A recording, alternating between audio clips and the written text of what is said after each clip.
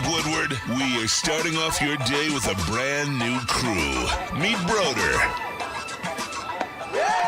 I can't control my arms sometimes. My limbs are just kind of flying. Detroit Kool-Aid. Fired up! Y'all got Kool-Aid. I'm fired up! But with the Wake Up Woodward crew, he's actually a part of the family. Flannel Sam. Ask me about my wiener. Okay. Along with JB and KG. Wake Up Woodward gets you all of your Detroit sports talk. Every morning, 8 to 10 a.m. Live on Woodward Sports. A show for Detroit, by Detroit, with people from Detroit. Tell Siri to set an alarm. Because it's time to Wake Up Woodward.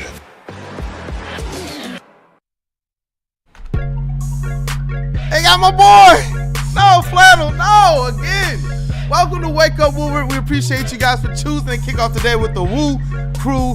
It's a double victory show for one of our crew members. For the rest of us, thank goodness that the Detroit Pistons beat the Portland Trail Blazers and they split their West Coast road trip 2-2. It's your boy Brandon Dan, aka Detroit Kool-Aid, your credential Pistons reporter and writer for the network. And Flannel Sam here today in Spartan gear. This is, everybody knows, like, hey, there's many of us here who love Go Blue. But I think that there's some people at this network beyond, just outside of the E&E show, who associate you with Michigan just as much as those guys on this network.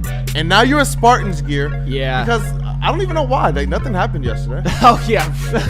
I wish. Go But Blue. as you guys know, me and JB had a bet on the Michigan State games. And unfortunately for me, and fortunately for JB, not only did Michigan lose both games, they kind of got bitch slapped. And we'll talk about that more in a second. But before we get to anything, Chase has a couple of shout outs he wants to make. So the floor is yours. Thank you very much, Sam. Yeah, I want to say quickly, shout out, happy birthday, my favorite driver of all time. Well, second favorite driver out behind Dale Sr. Matt Kenseth. I hope you have a great day, man. I was at the Daytona 500 in 03, which is when he won his championship that season. He was the last winner of the race for the Winston Cup. Also one of only a handful of drivers to ever win Rookie of the Year and a championship in their career. So shout out to you, Matt Kenseth. Clip this up, get you tagged in it. Hope you have a great day, man. And also, happy birthday shout out to my Aunt Terry. Hope you have a great day as well. Hey, That's dope, man. what's up. I love that. Chase GPT, always thinking about people. And and that, to me, is the thread of this WUW Crew, man. Yep. Got each other's back. Chat family, I'm hoping you guys have our back. Let's run up those lights. And we're going to need it, at least us up here on the desk and our guy KG in the sound booth, because Michigan, they didn't get beat, bro. They got punked. And it was tough to watch. I wanted to see more fight, other than what happened at the end of the game. Yeah. But the Michigan Wolverines, man, I don't even know how I feel heading into the tournament, Big Ten tournament, and heading into March Madness. Or is this just a more microcosm of just how good Michigan State has become? Well, if it was just the Michigan State games, I'd feel a little bit better, but it was also Illinois, it was also Maryland, it was also beating Nebraska but only scoring 49 points, needing a buzzer beater to beat Rutgers. And by the way, Rutgers and Nebraska are both shitty poopy. Shout out the Woodward heavyweights. But before I talk about it, before I pontificate myself, to the victor goes the spoils. And I gotta, of course, throw it over to Mr. JBSmooovv before anything. You guys, Big Ten regular season champions, swept Michigan. How are you feeling today? Just see you cheesing. I can't look, bro. From this angle, bro, like the monitor is covering up his mouth, and all I see is just like you've been beaming all morning, bro. What up, JB? In the words of the great Ice Cube, yesterday was a good day. it was a good day. You got the Pistons win. You got my Spartans winning as well, too. Flannel, for the second time this year, is up on the desk with wearing Spartan gear, and you got a J-Mo jersey. You've been having yourself a year, Flannel. I'll just say that as well, too. But shout out to the Spartans once again. My God, just outright Big Ten champions. Shout out to them. I mean, they celebrated last night on the court. Not only them, but the hockey team as well, too. They came out. It was just a good night, man. It was a good night. Chase Richardson, my guy, you are the man out there. I will say that. We are going to be riding your coattails, hopefully all the way to a Final Four. Who knows where beyond that, but my God, man, you're impressive, my dude. Just impressive. Shout out to Tom Izzo, capturing another win, another title as well, too. like I said, I'm just so happy today, man. It was just a good day, even despite the little, scrap at the end of the game. Things got a little heated, but everything was okay. Calm things down. They know how hot this rivalry is, but man, to my Spartans, just had a good day. You had a good day. It's a great day. No, and you deserve it, JB. I'm happy for you. And as far as the little skirmish at the end goes, I don't really care either way when it comes to any skirmish. I'm more about what happens on the court. I think that the freshmen, I believe it was Pippen and LJ Carson, they just didn't know Michigan State's tradition. But I also don't blame Trey Holloman for being like, hey, get off. It just is what it is. It has happened before now. Yeah. I did send that picture to JBSmooovv where Mateen Cleaves is kissing the floor, and magically there's a Michigan player on the logo too, and no fights happen. Yeah, I just the stock answer to that is I just wish that Michigan would have showed more fight on the court, because not only did they lose by 17, they got down by 22 at halftime. It was over before it even started, and I'll just say this. I know some people have gotten mad at me in the chat for being maybe a little bit too harsh on Michigan, and I'll say this. I'll always go back to I'm thankful for the season. I'm thankful they're going to make the tournament. I'm thankful for the 14-6 conference record the year after an 8-23 season overall. I'm grateful for Dusty May and all of that.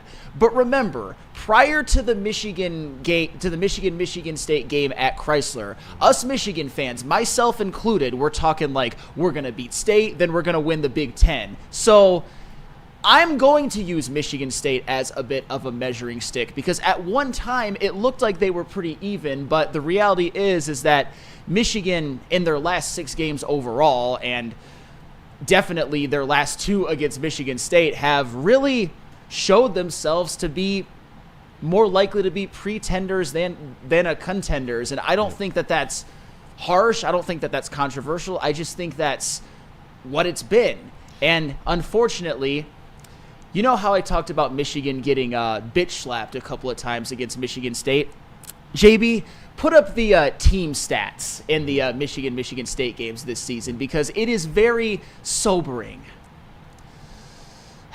Michigan versus MSU 2025, point differential -30, turnover differential -4, which actually isn't bad for Michigan this year. Points off turnover differential, though, -14. 3-point percentage differential, -21, because magically Michigan State has remembered how to shoot threes against Michigan, which makes me want to just like bang my head against this desk again. I'm not going to do it, but a -21%, unacceptable. Rebound differential with Danny Wolf and Vlad Golden, -18. Offensive rebound differential, -10. When I say bitch slapped, unfortunately, those numbers tell a sobering story. But it's not just that, because I've got one more set of graphics I want JB to put up, which shows certain players underperforming against Michigan State as opposed to the rest of their season. Up at the top, those are all these players' numbers against Michigan State, and then all of their season numbers. Look at the dip that Trey Donaldson's numbers take. And by the way, 3, 2, and 3, that's points, rebounds, and assists. 20% field goal, 25% three-point. And as you see, Trey Donaldson's season numbers are very good. Even Danny Wolf against Michigan, and remember, this guy is 7-1. Against Michigan State, this guy is 7-1. 38% field goal percentage, 25% three-point percentage, which is way below his season averages. Vlad Golden's rebounds are way down, and his turnovers are up. Will Shedder, a guy that I've given a lot of credit to, look at the difference in his numbers against Michigan State versus his season numbers. And then Roddy Gale Jr., and don't get me wrong, Roddy Gale Jr. stinks. I'm not happy about the fact that he's starting on this team. I think that he's a losing player, but he saved his greatest stinkage for against Michigan State. Look at those numbers, averaging 3 points, 2 rebounds, 0 assists on 17, 67 shooting splits. When you actually look below, even though I don't think he's very good, his numbers on the season are not nearly as bad. So Michigan State, I get that they're the best team in the Big Ten, and I get that things are going to be a little bit harder, but this to me just looks like a bunch of players wetting themselves against State when throughout the year, a lot of them are actually playing very, very well. That's how you go 0-2 against State and have all of your team numbers look as the disparity look as bad as they do. Yeah, and you know what? When you look at the numbers, when you look at the games, and when you look at what's ahead for the tournament, especially March Madness, the style of basketball the Michigan State Spartans have played against Michigan is a style of basketball that upstart teams play. Michigan State came in against Michigan both games knowing that they were going to have to play bigger than Michigan. They knew that they were at a size disadvantage, and they knew that they were going to have to bring a certain level of physicality that it just seems like Michigan just couldn't match. And that, to me, is where, as I'm looking ahead at the outlook for Go Blue, which up until that Michigan State game at Chrysler Center, everything was humming along. I mean, they had just beat the number 7 team in the country, and they had done it pretty convincingly. And then you go against Michigan State, and you're like, okay, maybe this thing is just maybe this is just a cold. And no, it really, really, really was a flu, because you look at what they've been since that Michigan State game at Chrysler and the one at Breslin and everything in between, and they just look like a completely different team. It doesn't look how they did prior to that first Michigan State game, and that to me is what's so alarming. It's like, I believe in Dusty Man as a coach and as a program builder, but what went so wrong? What's been so different since that Michigan State game that it seems like this team doesn't have the same spunk or energy or fight that they had prior to that Michigan State game? Well, one of the biggest things that will, unfortunately, I think, rear its ugly head in the tournament is guard play. Their guard play is just horrible. I mean, especially since the first Michigan State game. Think about how they pressed in March Madness, man. Yeah, that's what I'm saying. They're it's not been set awful. up for this. And Trey Donaldson, I mean, KG will attest to this. For a lot of the season, he was really, really good. Yeah. But in these last 6 games, he's proven to be somebody who maybe was playing a little bit over his head, maybe merchanting some of those numbers against teams like Penn State and, of course, the Miami of Ohio's and the Tarletons of the world. It's just, when you think about what Michigan can do in the tournament and even the Big Ten tournament, my prediction right now is loss in the first round of the Big Ten tournament and loss in the first round of the NCAA tournament. And if you're one of those people that has some optimism about, hey, they can still make a deep tournament run, hey, they can right all of their wrongs, the thing that I would ask you, and shout out to Sean Baligian and Neil Rule, based on what? Based on what? They've proven that against good teams lately, they look not just like overmatched, but punked. Yeah. And again, you lost to 20 against Illinois. And the Maryland game, although Michigan made it close at the end, they were down by 11 at halftime. You're barely beating the shittiest of the poopiest of Big Ten teams like Nebraska and Penn State and Northwestern and Ohio State and Rutgers a couple of times. At the end of the day, wins are wins, and I'm glad they have 14 of them in Big Ten play, but I don't expect a deep tournament run because based off of how they've been playing, every single player on Michigan that's of any importance, besides for Namari Burnett, has really just well underperformed their season against Michigan State and have had some poor games down the stretch as well. And unfortunately, we can't talk about how, oh, we're going to beat Michigan State and then win the Big Ten and then say like, oh, aren't you grateful for 14-6? Guys, absolutely I am. But Michigan State is going to be the measuring stick. And right now, Michigan State looks like they're in a completely different stratosphere than Michigan. And it's so disappointing. So disappointing. And it would be different if it was just a couple bad losses to Michigan State who just had the rivals number. There's been years where Michigan State was favored and Michigan had their number. And so I don't mind that in a rivalry, but it's just how everything has looked since that first Michigan State loss and this second one, where this Michigan team looks completely different, and it's the style of losing. And even in the games they won, it's the style that they're playing. The reason why these other games were close is because it's like there has been a book or some notes that's been written. Hey, Michigan, they get uncomfortable with contact. They don't like people playing physical with them. They don't like people going in and boxing them out. They don't like people pressing up on their ball handlers. They don't like that stuff. And it just seems like they might have snuck up on people early in the season. They are a talented team. But with some teams out there, you throw a little bit of physicality at them and you can make them start to come apart at the seams.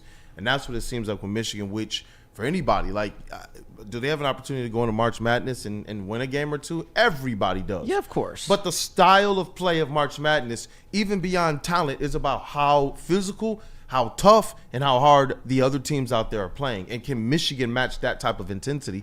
They haven't really shown that in the last, 6 or 7 games. No, and to me, the only way that Michigan could make that type of a run is if Danny Wolf has a 2018 Wagner style run in him in this tournament. But the problem was that 2018 team also had Jordan Poole and Muhammad Ali Abdul-Rahman.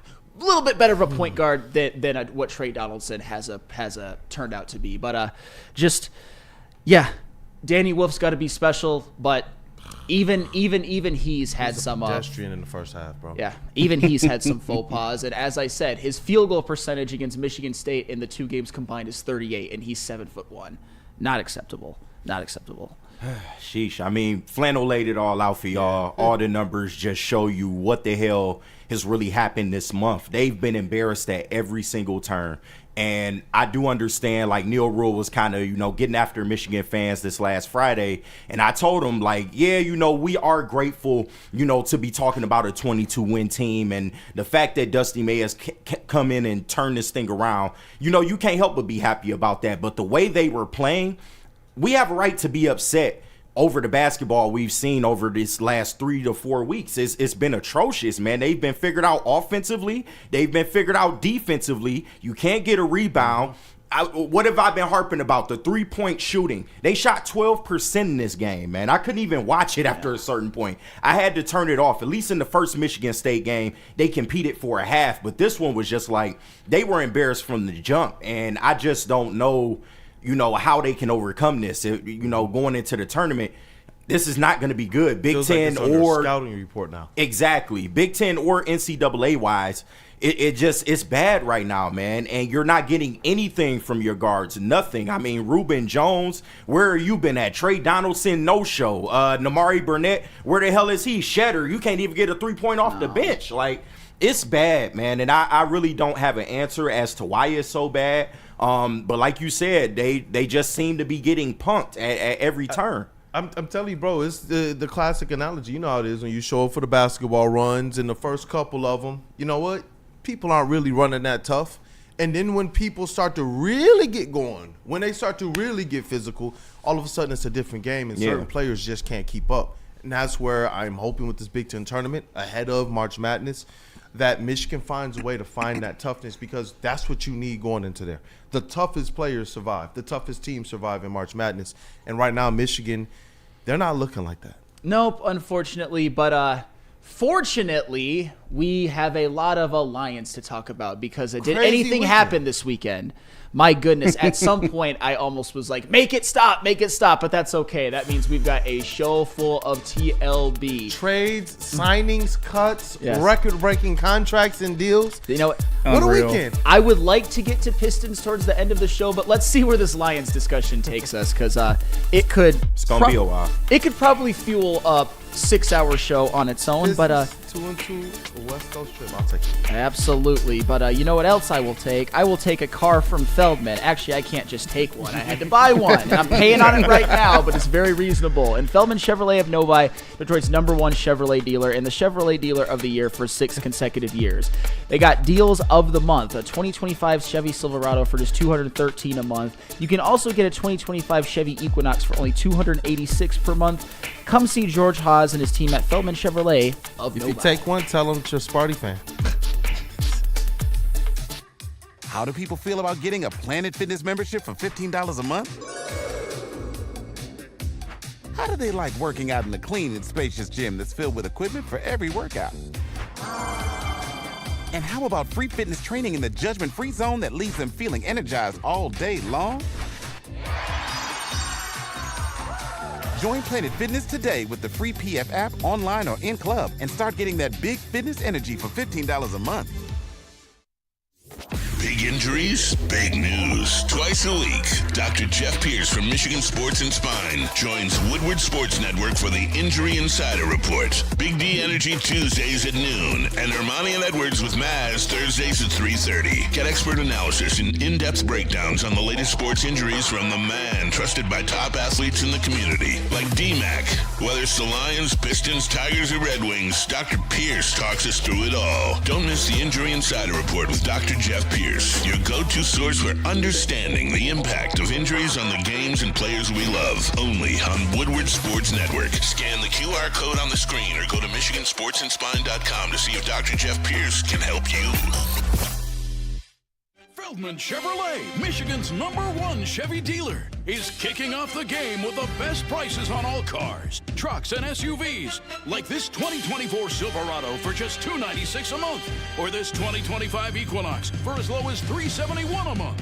Our locations in Novi, Highland, New Hudson, Livonia, and Lansing means we have the perfect Chevy right in your backyard. Get the home team advantage every day at Feldman Chevrolet, Michigan's #1 Chevy dealer. Head to WoodwardSports.com and click on Shop. Get the latest in Detroit sports apparel and exclusive Woodward Sports gear. WoodwardSports.com can get the whole team outfitted. Love the Pistons, Red Wings, and Tigers? We got something for you, too. Shop online at WoodwardSports.com. Caesar Sportsbook, the official sportsbook of us here at Woodward Sports. Do yourself a favor, scan that QR code on screen. Use code word Woodward1000. You can deposit up to $1,000, but all you have to do is place a minimum of a $20 bet, and if it doesn't hit, they will throw it right back into your account. Hey, if you place that bet on Michigan, guess what? That $20 is right back into your account. Sorry, but scan the QR code on screen. Use code word Woodward1000, and you know what? Make some money today. Make some money, and you know what, man? Such a beautiful picture. Hey, there you go. There you go, JBSmooovv. Mateen Cleaves at Center Court, Michigan on the logo, man. Great this day. Was such a bad Great era day. of Michigan basketball, too. I think this was Ellerby and going into Amaker. Which, Tommy Amaker. Yeah, that was tough. Tough times. Harvard Amaker.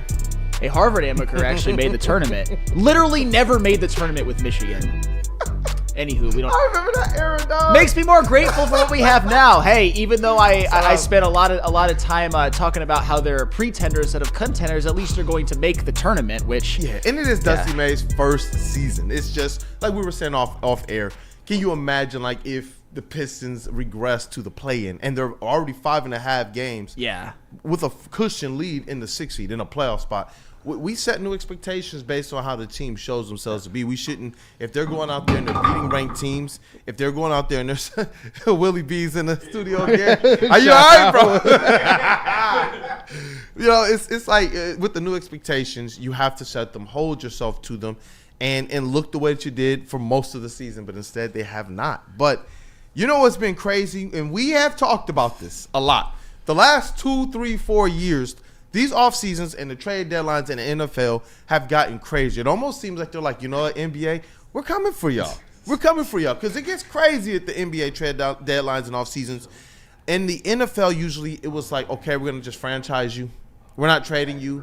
The most news was people holding out. That's what I remember growing up. Oh man! Now the biggest news, aside from big contracts, now the biggest news are the trades, the requests. All of the money going around. It seems like every other day there's a new contract that's being signed. And you know what? There's some big news. Obviously, Myles Garrett. Yeah. Myles Garrett, man. Ooh. Signs a very rich contract with the Browns. Yes. Winning? He said he cared about winning, Flannel. He said he cared about winning, but I guess money talks because he is now the highest paid non-quarterback to ever play in the NFL. 4 years, $160 million, $40 million AAV, 123.5 of that guaranteed. That is what, a 7 figures of a guaranteed money, or is it however many? But it's over 100 million, 9 figures actually of a guaranteed money. It's insane. I'll tell you what, and here's what I will say. The fact that he signed that contract with the Browns, I'm not mad. I'm not mad that the Lions didn't get him, and I'm certainly happy that he didn't go to the Commanders, he didn't go to the Eagles, he didn't go to the Vikings, he didn't go to the Bears, he didn't go to the Packers. All of those teams had the cap space to get it done. So he is exactly where he's been, where he is going to finish his career as one of the greatest defensive players to ever put on the pads, but win absolutely nothing. Not his fault. The team around him has largely been garbage, but I think that I don't see that changing. That's the thing, especially with they still got like the Deshaun Watson contract and who's their quarterback. It's just a lot of organizational rot, and that's basically what Myles Garrett has been throughout his entire career. Myles Garrett is arguably the best overall player in football, but during all of this time of great play where he's made 6 Pro Bowls, 4 first-team All-Pros, he won Defensive Player of the Year in a 2023, could have won it last year as well. The Browns have made a grand total of 2 playoff appearances in his 8 years.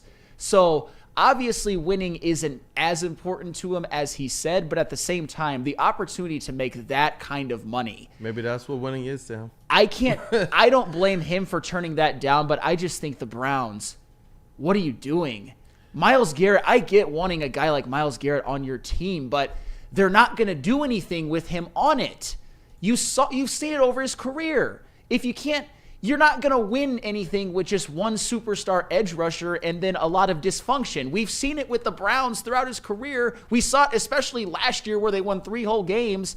So happy he's on the Browns and not on another NFC contender. Wish the Lions would have gotten him, but this is the best case scenario other than the Lions trading for him that we could have hoped for as Lions fans. Yeah, it's the first thing I sent to the group chat as soon as it went down. If not the Lions, better with the Browns than somewhere else. Absolutely. Because then all of a sudden you're not having to worry about if this guy is going to be chasing Jared Goff into 3 or 4 interceptions. Shout out to Easy. I see you in, or 3 or 4 turnovers. I see you in the chat, Easy.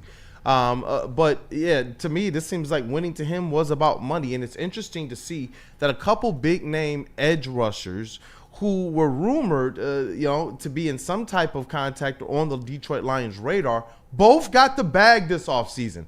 It's like, Brad, I see you helping these other edge rushers out. Help us out with one here in Detroit right now. Because the other news that pops up when you contrast this with Za'Darius Smith with Myles Garrett and the defensive line is the news of, all right, Marcus Davenport signed. Yeah. Decent deal, especially when you see the type of money that's being thrown around out there. Obviously, the injuries is something that you want figured out there. I not going wood with Marcus Davenport, but then the news of Za'Darius Smith being cut. Now, Rod Beard is one of those ones who's always said, you know what, sometimes just let everything settle. Let the smoke clear first. And so is there a possibility that they bring him back for less money? Potentially. But as it is right now, he thanked Detroit for his time here, and the Detroit Lions have released Za'Darius Smith. Yeah. And so right now, I'm looking at the situation. I'm like, all right, Brad Holmes, we've all been in this position over the last 4 seasons where we're like, you know what, trust in Brad. But one of the things that we've known up to this point is that this is where now the next evolution of Brad Holmes is going to have to show up. It's how do you keep this team good despite all of the good players you drafted and the money you're going to have to pay to get players there.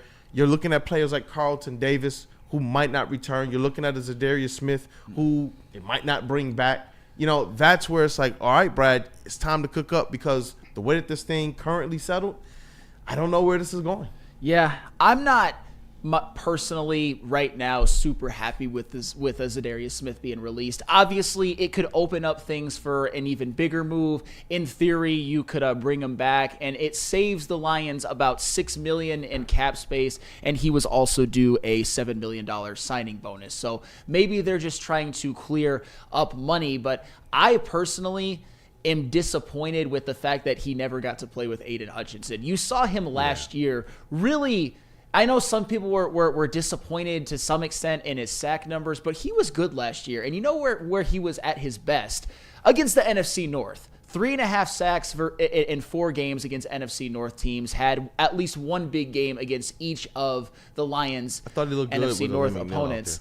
And yeah, he had 9 sacks as a whole last year, which was pretty damn good. It was tied for 18th in the NFL. And a lot of these deals that we are talking about potentially making, or at least inquiring about, you look at some of the free agents still out there right now. We talked about Joey Bosa, but what did I say about Joey Bosa? I would like him and Za'Darius Smith. Same with a guy like, I'll just throw some names up there that I wrote down, Chase Young. And I know some people think Chase Young is radioactive, but what about Chase Young and Za'Darius Smith? Chase Young had a pretty damn good year last year. 66 pressures, 21 quarterback hits. Josh Sweat, the same thing. I would love Josh Sweat and Za'Darius Smith. And I'm not saying that Brad is going to make those moves. It's just that I wanted Za'Darius Smith on this team this year, but maybe this frees up some other type of moves. Maybe a Trey Hendrickson trade and extension. Just something that I'm theorizing. I know That's where a lot of fans' minds instantly went. Maybe Brad is cooking up for a big swing at a player in free agency or the trade acquisition market. Obviously, the draft is on the way, and so far, you guys have broken down 4 different defensive ends, and you also had a profile on a couple others on one of the shows. And there's a lot of fans who believe that he's gearing up to take a swing there, maybe trading up or taking multiple within the first several rounds of the draft. And that's where it's like, I'm wondering, it's going to be interesting because this is the part of it. If this was last year or the year before where we're asking Brad to do the things that he's already shown us he can do good, then you're sitting here even more comfortable. But right now, you give him that leeway, but I'm still sitting here like, all right, let's see what he's going to do to cook up now because this is a crazy situation. It's almost like watching, like the Ninja Warrior show, man. I forget what it's called.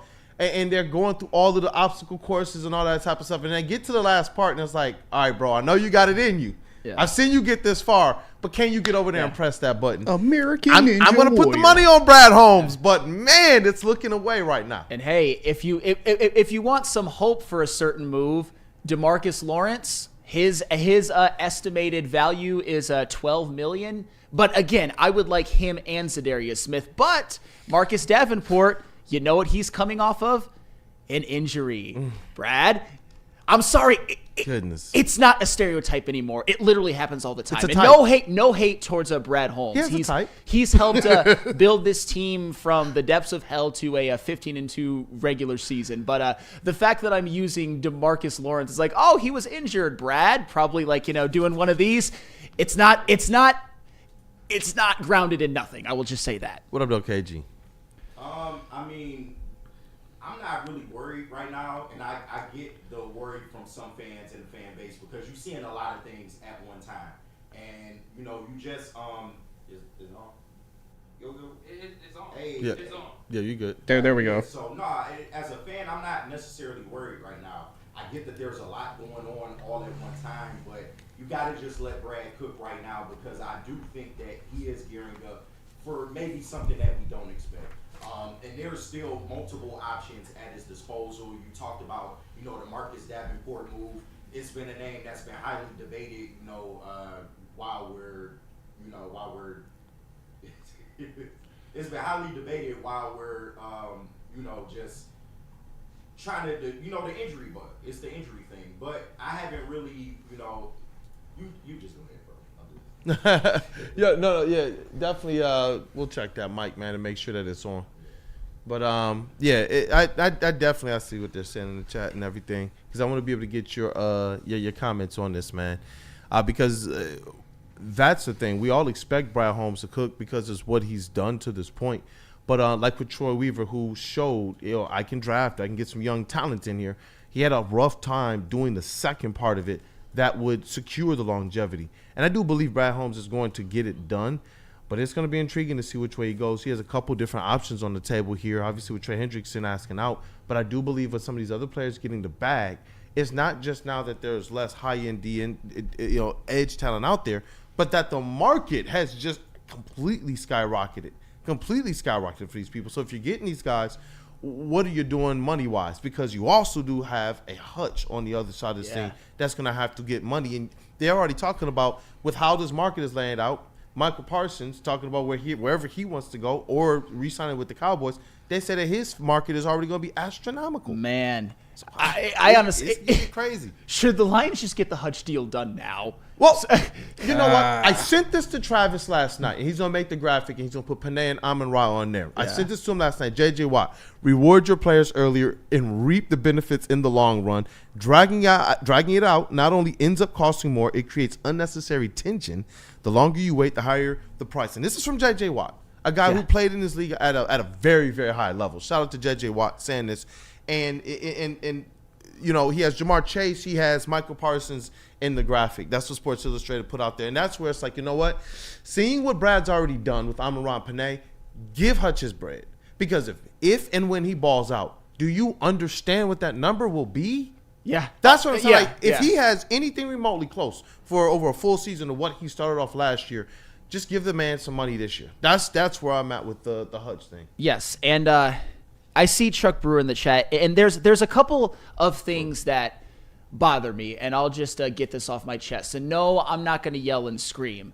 I know there's a lot of people who are just, Detroit sports fans, Lions fans, fans of our network, fans of the flagship that really went on a panic after what happened this weekend. And I don't believe that that's right. I think that it's too early to make that kind of a determination. And if you are one of those people that does that, and I'm sure I've been guilty of that a time or two in my life, you're going to end up looking really silly if and when the Lions are just business as usual in this regular season. However, Chuck Brewer, and this is the other side that I cannot stand, fire the bum, bring back Matt Millen. God, our fan base is beyond stupid. Here's the thing. Nobody is saying that. Nobody has ever said that. Here's what happened this weekend when it comes to edge rushers. You released Za'Darius Smith and you re-signed Marcus Davenport. And I understand that the Marcus Davenport deal is incentive laden. And JB, if you want to put that up right now, we can actually show just what the incentive is when it comes to Marcus Davenport. 1 year, $3.65 million Marcus Davenport deal, $1.65 million guaranteed, $300,000 signing bonus, the $1.35 million guaranteed salary, $50,000 per game active roster bonus, $2 million in sacks and playtime incentive. And I get that makes the deal look a lot better than maybe it looked at the beginning. It most certainly does. But here's the thing. You should not panic over what happened this weekend, but if you can't slightly question releasing Za'Darius Smith and signing Marcus Davenport, we literally might as well make ourselves robots for Brad Holmes. Those are questionable moves, and I'm not saying that they won't work out, but having slight questions of, man, I kind of wish they wouldn't have released Za'Darius Smith does not mean I want Matt Millen back. Right. Jesus. I think that Brad Holmes has earned all of our trust, but that doesn't mean that we don't question. They're asking fans to spend their money. Media spends their time and their energy. Fans, they make the biggest investment. You know what I'm saying? And so that's where it's like you want to be able to say, hey, where is this thing trending? Because fans don't buy season tickets because some people do buy it because they're slappies, but there are others who buy it because they believe in the trajectory that this team is putting in. You go back to the Millen era, and what did teams start to do? What did fans start to do? They started to not buy tickets. Yeah. They started to have blackouts. I remember games being blacked out on TV. And it sounds even crazy to think Ford Field not sold out today. And so it's like, you know what? Fans have a right to be, critical, whether it's positively or negatively, or just wondering or questioning, where is this thing trending from here? And to be fair, it's kind of this update. We talked about being fans, right, of a team with Super Bowl expectations. And this is part of that maturation. I remember there was some people in the offseason, and this was one where it was like that type of humble pie you just got to eat. And it was like Vikings and Packers fans like, they never been fans of a team that was good. They never been fans of a team that got their coordinators poached. And then you get some other people in media who was like, bro, I had like 7 of my offensive coordinators poached over the course of my career. And so it's like looking at it from that perspective, everybody has the opportunity to say, hey, you know what is this right here? How is this going to go down right here? But still in the end, there's still a trust that you give to Brad Holmes because of what he's accomplished thus far. Chris S. in the chat says, people are reacting when not knowing what their plan actually is. Well, everyone's going to react to everything. That's just the nature of what we do. Everyone's going to react to something, but turning kind of this blind eye, that's something that in this process of media at least, with Troy Weaver, it looked really, really good. And there's a lot of people who are eyes are playing who even now are saying, I don't know as much anymore. I wish we had time to talk about that today, but Lions infiltrated everything, and that is all well and good. And as far as the Marcus Davenport thing goes, and this is where I talk about, you can question certain things, because if you can't question a Marcus Davenport deal, no matter the term, I don't know what you can question at this point, because I get that it's incentive laden. I understand that in a very, very brief sample size, it looked like it was going to work here. But unfortunately, Andy wanted to be here. With Marcus Davenport, his last 3 seasons, and this is where I come back to the Marcus Davenport, it's going to be great and everything's going to be fine. I would ask you based on what? Here are his last 3 seasons. In 2022, he played 15 games, the most he's ever played in a season, and had half a sack. So less sacks than Lance Armstrong has in his ball bag. That's facts. My God. That's facts. And I know that might sound a little mean, and I understand that Marcus Davenport does other things, but half a sack, not so great. And in the 2023 and 2024 seasons combined, he's played a total of 6 games and missed 28. When I'm talking about questioning the Marcus Davenport move and questioning Za'Darius Smith being released, I'm more talking about, is this their best pathway to get to a Super Bowl and ultimately win it? Because if you're just going off of Brad Holmes' track record and what he's done here, you can't really question him at all. Right. But we can't also live in a world where the Lions won the hypothetical Super Bowl. You need to keep up with the Joneses and make the best move so that the Lions can actually cash one in. Am I saying that Marcus Davenport isn't going to work? No. What I am saying, though, is that his recent history does not really bode well for what he's going to do even this year. No, and that's why, like Eric Allen says, well, the breakdown of the Davenport deal is a good one. It's a good one, though, because Davenport literally can't stay healthy. You wish the best for him. We broke the deal down when we got him. We're like, yo, good move, good signing. It's one of those, hey, we can kind of kick the tires with the Marcus Davenport. But that was when the defensive line was looking very, very formidable. We know what's happened since then. We're still now, a year later, looking for that bookend for Hutch.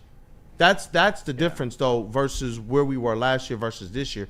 And to me, just to finish Eric Allen's comments, he says, be critical of Holmes if you want, but usually he makes those buttholes eat crow. He had to start from the studs up and got us to 15-2 in 4 years. It is okay. And that's where I say, look, we give him the trust. We are. Everyone's going to say, all right, Brad, cook up. But this is one of those things where the trust is really underpinned by a foundation of faith, because we haven't seen this before. We haven't been to this point where we've had to see a guy go and over the first 4 years getting his guys from draft to their second contract. Now you're going to have to find a way to keep this team be good. And we want it. I think that there's a lot of fans who sit at the precipice of, I'm just going to go blind faith because it's too much for my acid reflux. And then there's a lot of other fans who are just like, I don't know if I can jump all the way into this because I haven't seen this before. Is he going to get this done?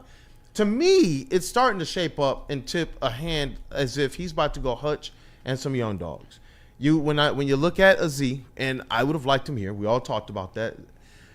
I do wonder, are there some young defensive ends or some young rush help in this draft that he's looking at? And that's where the breakdowns that you guys have brought to the network really have my ears perked up, because if they get 1 or 2 of these kind of top 10 edge talents, I do believe that the Detroit Lions are in a decent spot when you consider if Aleem McNeil and Aiden Hutchinson are coming back healthy. They're in a decent spot for sure, but I would like them to make a move, because if you're not gonna no young dogs. No, I'm not saying no young dogs, but if you're going to just cut Za'Darius Smith and free some cap space, something has to be coming that is at least going to be a adequate bookend edge rusher. And I understand you could be clearing up cap space for a number of reasons. It could be for the Kirby extension. It could be for the Hutch extension, which may be a lot more lucrative than previously thought. But at the same time, I don't want to trust Marcus Davenport as a bookend edge rusher. And I think if you think that you should, it's a fool's errand. So I'm not saying break the bank, but if you clear some cap space, and with the cap space that has been opened up by the cap getting raised, that also makes another option available to them, and that is one Mr. Khalil Mack. I wonder if Brad Holmes has kicked the tires on a Khalil Mack. And Khalil Mack, according to SpotTrack, his estimated average value is $24 million a year. That might actually be a bit of a bargain. But if you get a guy like Chase Young, if you get a guy like Josh Sweat, if you get a guy like DeMarcus Lawrence, I honestly think that those are actually pretty close to lateral moves from Za'Darius Smith. And I suppose if you got Hutch, one of those guys, and Davenport as your rotational piece, and then you draft well, that could work. I don't know. I want Za'Darius Smith here. I'm still, until I see a corresponding move, I'm going to be a little bit skeptical. But I do think that type of move is going to happen. I'm hoping that they find a way to maybe bring him back for less money. I know that cutting him now saved the Detroit Lions some money, some cap hits. And yes, I believe, it puts them in just a better position to move forward.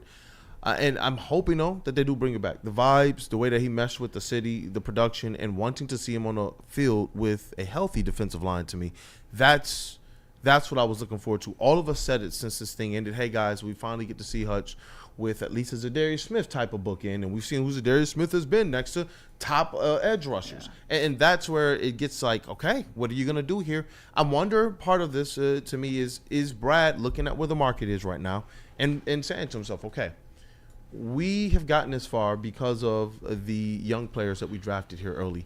Is it time now to reset that market, knowing that those first set of guys now over the next year or two are going to have to start getting paid even more? We see Amon-Ra and Panay. Do you see the next Amon-Ra and Panay and Hutch from a defensive line standpoint in this draft to be able to give yourselves more flexibility and freedom?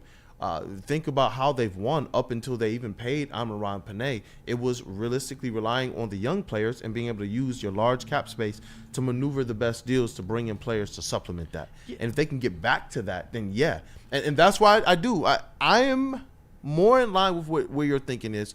Go out there and get that edge rush help. That will be bona fide day one. You know what it is. But if you can go into the draft, and if Brad Holmes believes that he's seeing a couple players in this draft on the defensive line that can have a Panay or an Amon-Ra type impact, no matter where they're drafted, then I'm intrigued by that, especially seeing all the money that's being thrown around. Like I told you, a large part of this, y'all shouldn't be such good football knowers, KG and Flannel Sam, but the players that we've looked at, it's just like, if they got a couple of these players, I think all of us would feel as if they're going to be contributing day one. To what levels and what impacts, who knows? But if the Detroit Lions go into this draft and come away with a couple of those players, or have a certain trade package to trade up and grab a couple high end of those defensive line players, I'm actually looking forward to that, just because of where this money is going. People are getting paid. The defensive line is getting paid. We know Hutch is going to get paid. Oh yeah. Hutch is going to get paid. Like I said, do that deal now if you don't want to spend $40 million a year on an Aiden Hutchinson. And for the record, I'm not saying that Aiden won't earn a $40 million a year contract. If he plays a full season at the pace that he was last year, he would deserve to be the highest paid defensive end in the history of football. But in reality, if you could get him at a little bit of a discount right now, I would certainly do it. And if we're talking about just a couple of I'll just give their names. We might break it down a little bit more in the future. If you're Brad Holmes, if you're looking for more, I would say, cost-effective signings, if you want to use the extra cap space in the cap that you cleared to go after other players or re-sign your own, there's a few names I'm looking at. I'm looking at Dante Fowler Jr., I'm looking at Charles Omenihu, and I'm looking at Malcolm Kuntz. Omenihu and Kuntz are coming off of injuries. Again, Brad, I know you like that. I'm being a little bit funny, and I know, and I'm not trying to be disrespectful. Brad Holmes has built this team in a wonderful way, but to say he hasn't valued depreciated assets, the evidence continues to pile up that he does. All right. Oh boy, what do you see? Blake. What do you see? He says, no, Brad moved up for Broderick Martin. I'm not comfortable for him to pick a D-line. I mean, I feel like this is one of those drafts where it's like, no, Broderick Martin was a bad pick. Don't get it twisted. But it was also later on in the draft.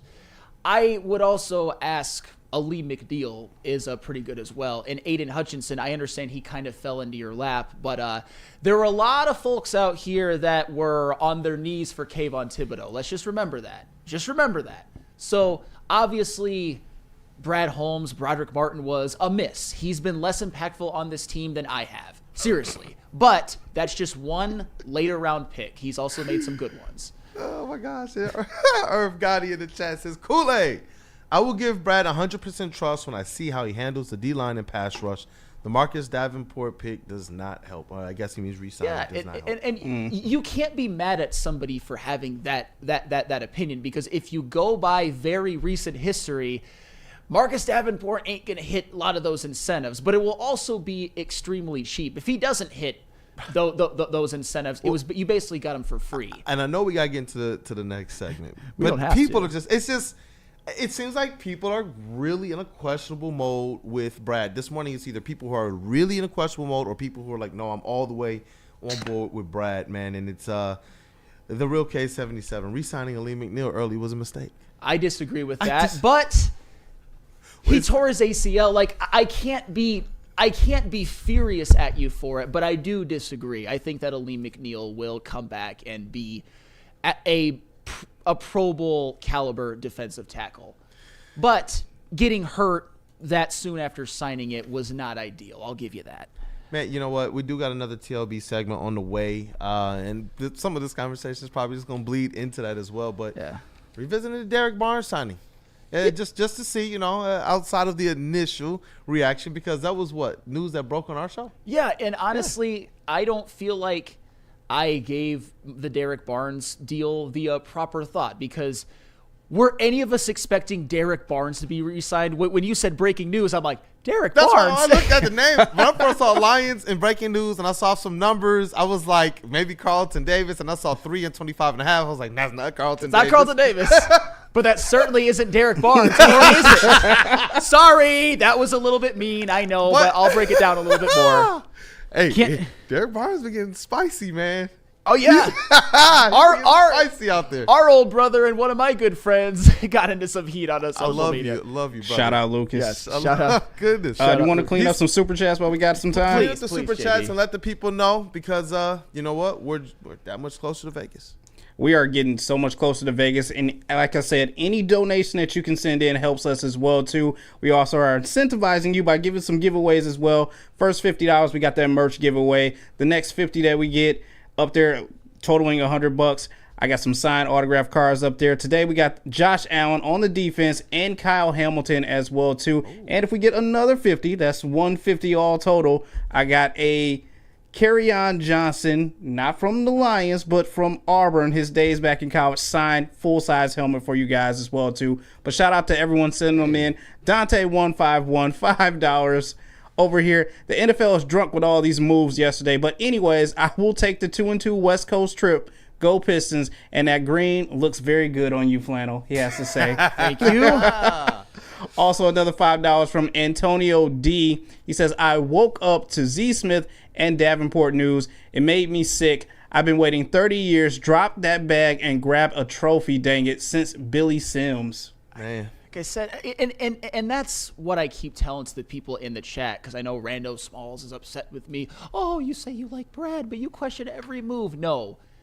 If you can't question releasing Za'Darius Smith and signing Marcus Davenport, then I don't know what you can question. And I wasn't even saying, that's a bad move. I was just saying, I maybe would not have done it, but maybe he's gearing up for something else. That's a lot that not unreasonable, even a little bit. It's not even approaching the line of unreasonable. Yeah, and we've set up the Krispy Kreme factory for Brad Holmes several times. And of course we have, as you should. Last offseason we did. Even the Marcus Davenport deal. Even that one, we were like, okay, like, dope. I remember when the DJ Reader news dropped, and we were like, bro, they literally didn't let him leave Detroit, and which was what he said was told to him as well. So it's like just an offseason ago, we saw Brad Holmes cook up in ways we didn't think possible. He was signing his guys and throwing bags at them, and then going out there and getting impact players, or at least players we had hoped. DJ Reader, I believe that he was decent last year. Marcus Davenport, you want to see a lot more, obviously.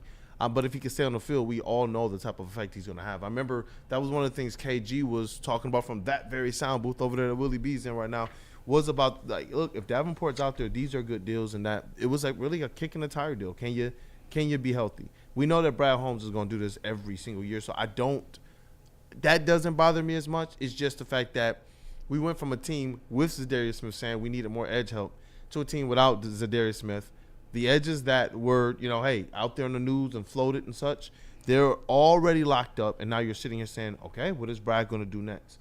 And really, it's almost like a season within a season. You're sitting here looking at Brad as the player. What you going to do? You going to go out there and hoop? I do believe he's going to hoop, but you know what, man? It's going to be something he has to work out. Hey, definitely. But people, we want to continue to make sure that you guys can be incentivized for all your support that you give to Woodward Sports. It continues to drive us to be as much as we can up here on the desk, as well as for what we do on social media.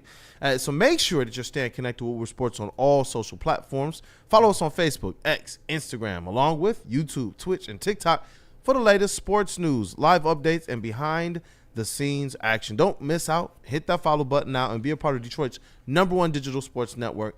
Be a part of all of the giveaways that we got going on socials, so you have twice as many chances to win here in the chat as well as on socials.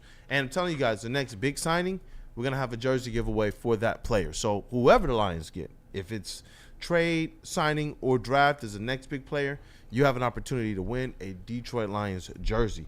Hey, follow us at Woodward Sports everywhere. How do people feel about getting a Planet Fitness membership for $15 a month? How do they like working out in a clean and spacious gym that's filled with equipment for every workout? And how about free fitness training in the judgment-free zone that leaves them feeling energized all day long? Join Planet Fitness today with the free PF app online or in club and start getting that big fitness energy for $15 a month. No one gives away more cash and prizes than Woodward Sports. You don't believe us? Here's our latest $10,000 winner. You know, you guys posted, hey, if you guess all this stuff right, we'll give it's $10,000. I'm like, okay, well, why the hell not? And the winning doesn't stop there. How about our Outkick Your Coverage winner? I think you won. We got Tully, everybody. This guy's got a hot girl. Bigger prizes, bigger giveaways, cash, merch, tickets, and more. All from the biggest sports network in Detroit. No one does it bigger and better than Woodward Sports. Make sure you're following, liking, subscribing on Instagram, Facebook, X, and YouTube for your chances to share in the winning. From Detroit's #1 sports network, Woodward Sports. Stop searching for a vehicle and start finding one. Les Stanford Chevrolet Cadillac makes it easy. We harness the power of multiple dealerships and own the biggest selection of GM brands in the area to get you the car you need. With the Les Stanford Group, you'll have access to 4 different dealerships, providing you with more makes, more models, and more choices. We're connected to more than 1,000 vehicles, and with so many high-quality CPO vehicles available, you'll find new car quality at pre-owned prices. You can start and end your search at lesstanford.com today.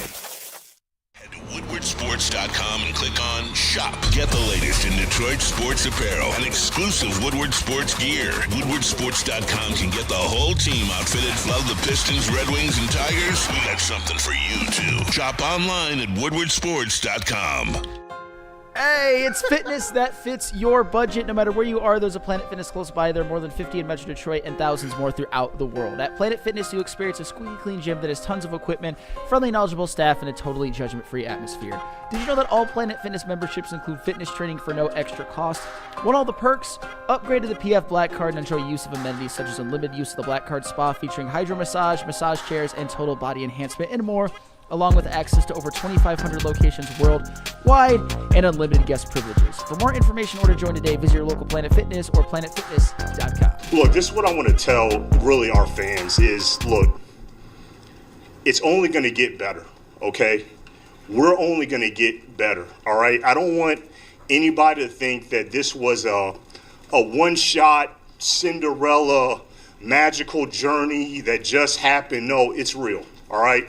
This is exactly what it was supposed to happen. And I understand that based on history, from what's happened in the past, like, I understand you have a season like this, it's easy to feel like this was kind of a one-shot, magical, lucky, cute story, which I'm tired of hearing. It was none of that. It's easy to think that, but no, every move that me and Dan make, it has been made to sustain what we are building, all right? Every single move, and I'll say every single move we make and every single move we do not make is to sustain what we have been building. So, hey, what up, though? People, welcome back to Wake Up Woodward.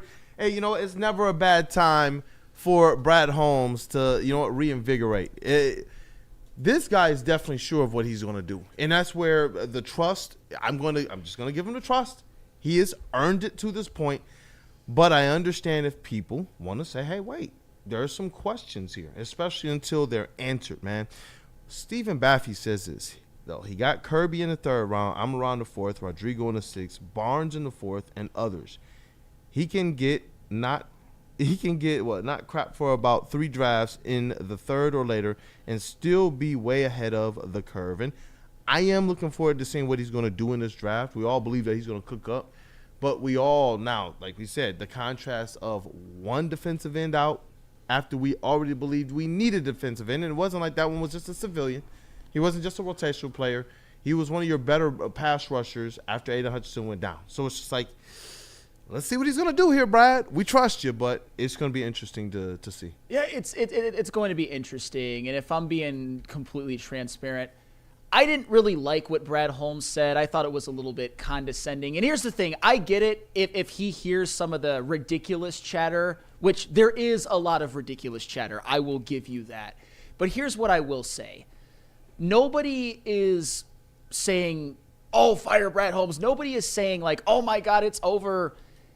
But at the end of the day, if you don't get it done, if you don't win the big game, you're not above reproach. And I understand that there were a lot of reasons that hindered the Lions going as far as they did. And a lot of those reasons were injuries to guys that Brad Holmes either drafted or signed that no doubt would have helped. But at the end of the day, and this is a talking point that I'm going to continue to harp upon, and I will, hopefully for not much longer, we can't also act like the Lions won the hypothetical Super Bowl, because hypothetical Super Bowls don't exist. We're talking about we want moves that will best set them up to get one, to get over the top. And Brad knows better than we do, but that doesn't mean that we can't have opinions or questions. That's what we do. We will question. Steve Wild says the Barnes signing, mind-boggling too. And we got to talk about this. Derrick Barnes, 3 years, $25.5 million, man. And you know what? This is for me, man. This deal with Derrick Barnes, it's another bout of faithful trust. Calvin Shepard, your defensive coordinator. We all know he was your linebackers coach before that. This guy.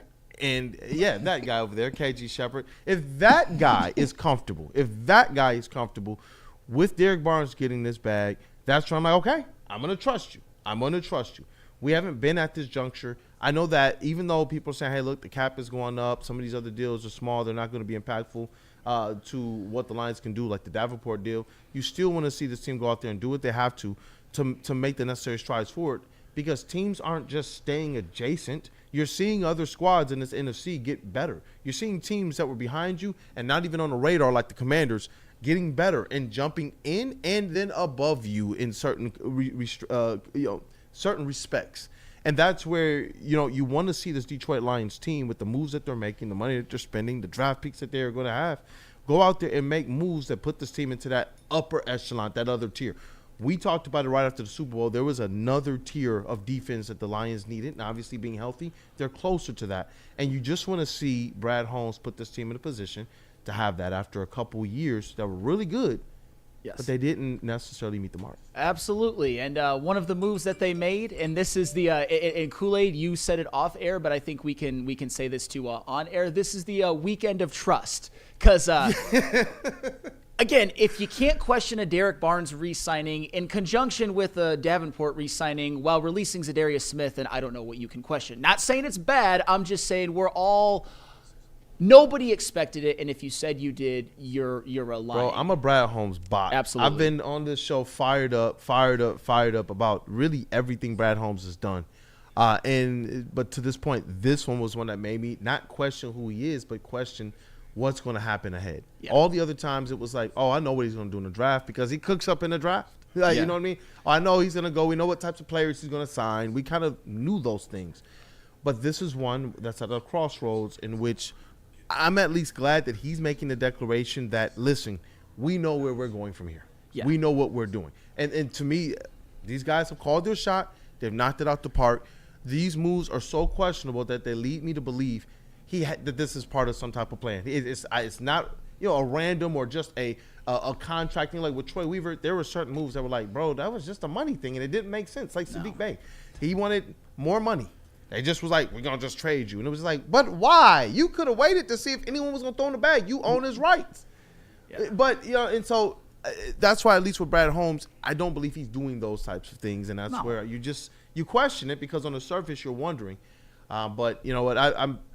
We got to go to the voice of reason on this one, man. Yeah, go to the voice of reason. JBSmooovv. Just wanted to let you guys in on something. Derrick Barnes is currently at the facility right now. He's doing his official signing and everything like that. So he is having a kind of a mini press conference going on right now. So when asked, he said Derrick Barnes said his biggest reason for coming back to Detroit was that he had unfinished business and he felt it was here in Detroit. So if that makes you guys feel a little bit better that he was committed to trying to come back here and do big things for Detroit. I mean, listen, the narrative that we've heard now about our Detroit sports teams over the last several years is that players want to be here. Winning helps. The revitalization of the city helps. And seeing how passionate this fan base is helps. Cade Cunningham was like, bro, I want to win right here. This is coming off of 2 historically bad seasons, and they were looking across the bow and talking about what they saw in the Lions verse and realized those are the same fans. And now they're starting to experience that as well. You look at the reception that these players get when they come here, like a Za'darius Smith and others, of course. And Derrick Barnes, who this organization took a chance on him. I'm glad to hear that he has unfinished business here in Detroit. And obviously, from the other way around, we want to know what from Brad Holmes or from even Calvin Shepard, what do they see in a Derrick Barnes as to why they are trusting him moving forward? I do want to know their answers because I'm okay with the Derrick Barnes signing, but it's an interesting one when you put it in comparison and contrast, like you stated, with all of the other moves thus far. Yeah, it's interesting. I will just say that. And I think that there are a couple of different ways in which you can look at it. Obviously, Derrick Barnes had a really nice year in 2023. And in 2024, Derrick Barnes was playing the best ball of his career up until his injury, although it was in an extremely short sample size. And the reason and the evidence to that is that Derrick Barnes in his 3 games only gave up a 56 passer rating when targeted, which was by far the best in his career. However, here's my issue with it, and I don't even want to say issue because I'm not mad at it. I just have a couple of questions, and I gotta give my boy Lucas Klotz a shout out because he was in the firing squad this weekend from one Derrick Barnes actually, because Derrick Barnes actually responded to his video, in which Lucas basically said that this wasn't the move that he thinks that the Lions should have made. And Lucas used a word. It was a word that I was searching for last Friday, but it was on the tip of my tongue, and I just couldn't find it. He said it. I'm going to piggyback. Shout out to Lucas. He referred to Derrick Barnes, especially Derrick Barnes at 3 years, $25.5 million, as a dirty R word, replaceable. And that's what I'm kind of thinking right now, that Derrick Barnes, he's arguably the 4th best linebacker on the team, and he makes the most money. And I understand that Jack Campbell and Rodrigo are on rookie contracts, and Alex Anzalone got paid a couple of years ago. But I think with Derrick Barnes, you could find somebody who could do just as good or better at a cheaper cost. And oh, by the way, and I know that this is water under the bridge, but I said that, I got to mention a name. I know it's not going to happen, but don't accuse me of not at least having an idea. What I would have done if I were Brad Holmes is I would have let Derrick Barnes walk, and I would have given the contract to a name that you are all very familiar with as Michigan fans, Devin Bush. That's who I would have paid. I would have paid Devin Bush 3 years, $12 million, because Devin Bush's estimated market value, according to a spot track, is $2.7 million per year. And Devin Bush, he's actually coming off the best season of his career. He had a good rookie season and then struggled a lot in Pittsburgh and in Seattle. But I think one of the reasons he did struggle is he was in a scheme that didn't necessarily fit him. He was in a 3-4. This last year in Cleveland, he was a 4-3. He played the Sam linebacker, which is exactly what Derrick Barnes did for the Lions, and I thought he played it exemplary. And JB, I've got a graphic of his numbers in 2024 versus what Derrick Barnes did in 2023, and a lot of numbers throughout their career. Devin Bush last season, top 10 PFF rated linebacker, 79.2 defense grade, which is about 17 points higher than Barnes. In his last healthy season, 86.4 against the run, about 17 points higher than Barnes is in his last healthy season. Tackling, 80.6, which is about actually exactly 17 points higher than Barnes's was in his last healthy season. Pass rush was 18.5 higher, 77.5. In his coverage, even though Devin Bush has some struggles in coverage, it was better than Derrick Barnes' last healthy season. And I understand that Derrick Barnes played better last year, but it was only in 3 games. And one thing that Devin Bush does very well that Derrick Barnes has often struggled with, and every defense should value this, but the Lions value this a lot, is tackling. Devin Bush does not miss tackles, and you see this graphic right here, that this is their entire careers. Devin Bush, 6.9 missed tackle rate, Derrick Barnes, 10.6.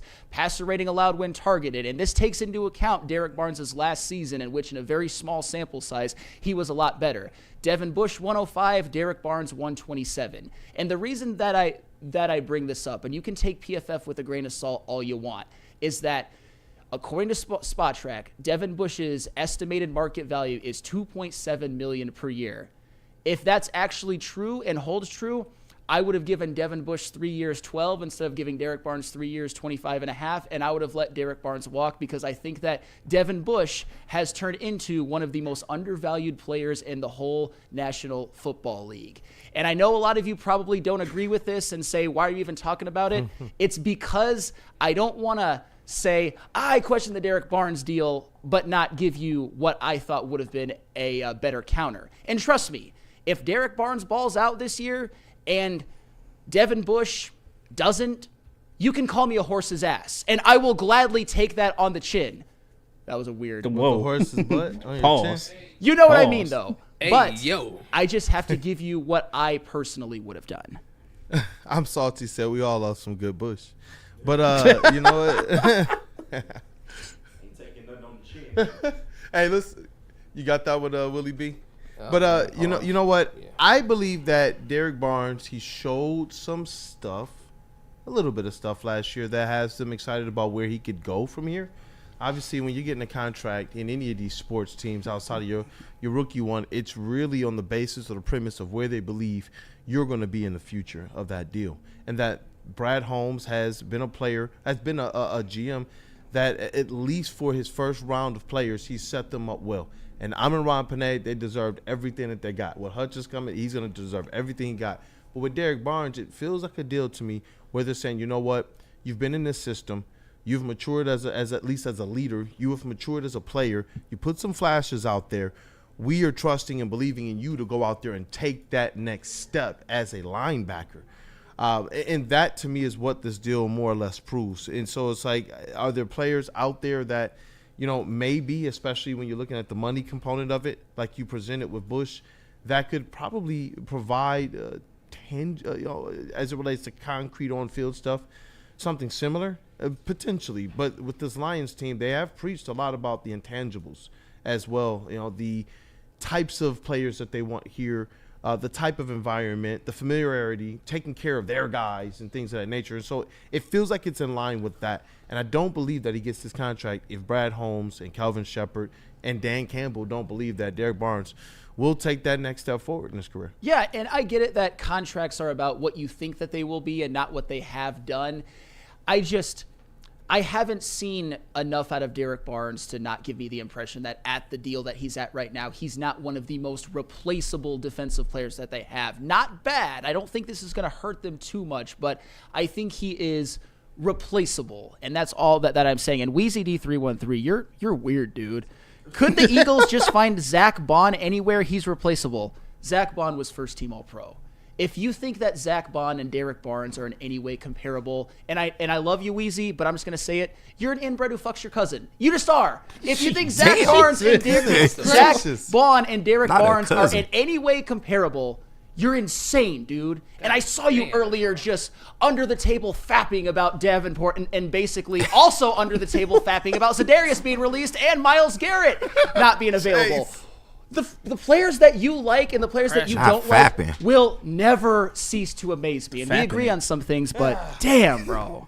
Crash out moment. Right. You got Willie in there writing hella notes. Kavasi over there, dog. Nobody saw that? I'm the only one who saw Kavasi? No, I heard the noise, and I knew it was coming from over there. So, goodness, man, that's y'all wild, man. Saying from the top ropes, man. It must be something about that Sparty hoodie, Sparty jacket. And can I give one more thing on the Barnes stuff before we move on? Because there's another thing that I kept seeing which really boggled my mind, and I think this really speaks to that sometimes we overvalue our own players. people looked at the contract that Ernest Jones, the fourth got. I think it was from the Seahawks. It doesn't really matter where it's from. It was 3 years, $33 million, and people were like, you see, the linebacker market is exploding. Derrick Barnes, this is the perfect deal. And I'm thinking to myself, have you not seen Ernest Jones? Have you not seen Derrick Barnes? And if you haven't, I got some numbers for you. JB? No. No, you're good. You're good. to just show that Ernest Jones and Derrick Barnes are not comparable. So, in this, Ernest Jones has they've been in the league the exact same amount of time. He's played 12 more games. He's had over twice as many tackles. He's had 2 more sacks. He's had 11 more tackles for loss, and he's had 5 more quarterback hits. My point of this is not to say that Derrick Barnes isn't going to be better moving forward than an Ernest Jones, but my point is to say that if Derrick Barnes earned a 3-year, $25.5 million contract, then Ernest Jones certainly earned a 3-year, $33 million contract. I don't know what you guys think Derrick Barnes is, but he's fine. He's fine. He's not great or anything. He's fine. Would I like him on this team in a vacuum? Yes, I would. And I'm not saying we should have signed Ernest Jones. It's just I don't think that the guy up top getting 3 years 33 and the guy at bottom getting 3-year 25.5 is evidence of an exploding linebacker market. And we just had to get Derrick Barnes while the iron was hot. I don't believe that. Ernest Jones has clearly earned a bigger contract than Derrick Barnes has. I just got to throw that out there. No. It's fair. It's fair. And that's why I think from the beginning, at least with the Derrick Barnes, this is one where I'm going to continue to say it. I am going to be bullish on at least where I believe they think this thing is going. Sure. At this juncture and at this point of this rebuild and knowing how critical each and every one of these moves are, it's the reason why we do question loudly, hey, you let Za'Darius go, you re-sign Davenport, the edges are flying off the market. You know, it's the reason why we do question those things. And just in the same light, when you do go out there and you make an investment in a Derrick Barnes, it is $16 million guaranteed, so they saddled it up with a bunch of incentive for him to go out there and make it happen. If he is that guy, he's going to get that bread. And if he's not, they have at least hedged their bet a little bit in this linebacker market with a guy who, like, I don't underestimate the impact of having a guy in your system who's been here, who understands how things done, understands the terminology, understands the coach. And that's the component of it. Like, we've seen them go, at least even in the Brad Holmes era, and get players we would hope would mesh. Some of them got injured. Some of them just never really meshed. And that's where I'm like, okay, Derrick Barnes, what this is about is who he's going to be personally. If he's saying he has unfinished business in Detroit, I'm hoping that, yes, the big picture is Super Bowl, but it's the same thing that we say with Jameson Williams. Go lock yourself wherever you have to lock yourself and do nothing but train. Do nothing but get better. Do nothing but come back and be an undeniable, because the flashes are there with a Derrick Barnes.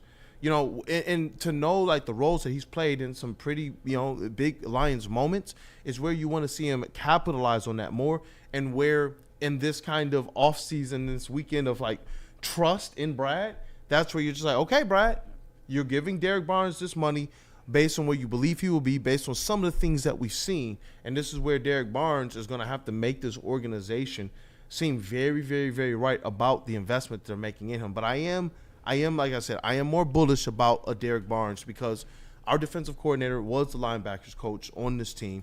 And that's where I'm like, if that type of money is going out there, I don't believe that this is just Brad Holmes like, KG, Kelvin, you're just going to deal with this. You're just going to deal with this, even if he doesn't fit your schemes. I'm believing that this is one of those kind of well thought out, kind of well discussed, this is the direction we're going in. No, that's what it comes down to. It's just the fact that, once again, Kelvin Shepard, Dan Campbell, they have this guy in the building already. And sometimes that, you know, that's enough. I know fans may not want to hear this, but sometimes you get in a situation where what you mean to the locker room is a little more important than the talent. And that's not to say Derrick Barnes isn't talented, but he fits what they're trying to do. They already have that trust there with him, and he understands the culture. He's been a part of the culture. Once again, he made one of the biggest plays in Lions postseason history, and he's worked to get better. So, you know, when you take all of those things into account, I can understand why they gave him this money. And, you know, with the fans that are just acting like this is the worst deal ever, I beg to differ. Like, this is not, you know, if things were to go completely wrong, the Lions have outs. You know, this is far from the worst contract that I've ever seen. So, you know, if things go south and they don't go how you plan it, then they'll find ways to get out of that contract. But as of right now, just based on what he gave you last year, it makes perfect sense to have him back in the building, even at the number that he's at. And Sam, you did a great job, you know, laying out, you know, other options that would have been out there. And I'm not doubting you at all. Maybe those were better options, but for what he means to this locker room, for the role he already plays, and for, you know, the comfortability that they already have with him, I can understand why they gave him this money. So I don't think it's the worst thing in the world. It's far from the worst linebacker deal I've ever seen. It is far from the worst thing in the world. And I just want to give one caveat to the people in the chat, and just so I make it clear to everybody. I'm not saying that the Lions should have signed Ernest Jones instead. I used what he has done and what he has earned as evidence that the linebacker market isn't exploding like you think that it is. Because I think Ernest Jones earned the contract that he got versus the one that Derrick Barnes earned. Because say what you want about Derrick Barnes, you might think that he's going to be really good for this team. He really has had one good year and 3 good games and one of the biggest playoff moments in Lions history. And that's amazing, by the way. But Derrick Barnes, if you look at his career, has been an extremely mixed bag, and that is undeniable. But we hope that his best football is in front of him, and I hope that is the case. Because at the end of the day, I'm not yelling and screaming. I just think that it's fair for me to, in the case of a Devin Bush, to give an option that I would have preferred instead of just screaming at the clouds. And in the case of Ernest Jones, being like, you know what? The Derrick Barnes deal, that doesn't mean that it was the greatest deal ever made. It just means that Ernest Jones earned more because he played better. I think it also shows just how much they value their culture. I do. I think that this values just how much Brad Holmes and Dan Campbell, when they speak about it, their type of guys, this is where it matters. Yeah. And I do believe that this was a situation where it was like, okay, he had some intangibles, but we don't know or trust that he will produce on the field to be a part of this. And he was a part of the most special run-up to that point in Detroit Lions history. Came back off injury late in that season and played some role, and obviously everybody remembers the waving bye-bye, but CJ did play some integral parts in the couple games leading up to that. And that's where it's just like, you know what, with a Derrick Barnes, this to me signals that they do believe, and that it signals effectively that culture is something that they want to make sure that they keep intact. But this is a situation where, like what JB said earlier, he steps to the podium and he says there's unfinished business, and that has to start with what he does to validate all of the trust now that Brad Holmes is giving. And we see that he's spicy. We see that he's online, he's on social media. I haven't seen Derrick Barnes like that on social media. I just haven't. So now he's out there and he's clapping back. We see that some of his people, some of the Lions players, shared the breaking news post that we put out there, Terry Arnold and others, that are excited about Derrick Barnes being back with the Detroit Lions and getting locked up and taken care of. So I don't know. It's going to be interesting to see who he is ahead, on this deal, because to me, it kind of reminds me a little bit of the Isaiah Stewart deal. When Isaiah Stewart was first signed, that's a good comparison. It wasn't like crazy money, but it was money where it was like, has he really put forth that? And it was the trust and the faith that they had. And we even sat on here and said, look, whether we believe he should be starting or not, we believe he's a heart and soul type of a player, despite the fact that he wasn't even averaging a double-double. Think about that. As a big man who just got paid money to be effectively your first big off the bench. That's the type of money the slot he was in. Spot starter, could start, could trade to another team, get started. That's the type of money he was getting paid. With Derrick Barnes, that's where I'm like, okay, this is one where I'm looking at it the same. And you look at who Beef Stew has been since that contract, and he's improved in the areas that they would want him to be. And he's been, where did it start, though? Before he showed to be one of the best defenders in the paint in the NBA this year, it started with him being one of those leaders and heart and soul type players and showing some flashes. And that's where I'm hoping with a Derrick Barnes, it's more of the same. Yeah. Kool-Aid, no, that's a great example. And just when you think about Derrick Barnes, to be real, it did appear like he was going to turn the corner this past season before he got hurt. So I can understand, them having that belief in him and saying, okay, the injury kind of derailed you. But just from, what we saw early in the season, we can tell that your level of play is going to elevate. And that's all you got to hope for, man. And like you said, the Isaiah Stewart deal, we look back on that now, and it's like, that's money well deserved, but you have to allow time for guys to develop. And I know people make a lot about Brad Holmes. Oh, he only signs his own guys. Well, guess what, y'all? That's kind of the plan. That's kind of the goal. When you draft good players, you want to re-sign your own players. You always want to be able to retain your own guys if that's possible. I do understand there may have been better options. I was critical of it too. But all I'm saying is let's give this thing a chance, at least 1 year, to kind of see what it's going to look like. And then we can reapproach the conversation after this next season. Yep, and that's not an indictment from me on Flannel's point. I believe that everybody's going to have their ability to have what they believe and say. And if they're going to, I respect it more the way that he's saying, hey, look, this is probably the way I would have gone about it.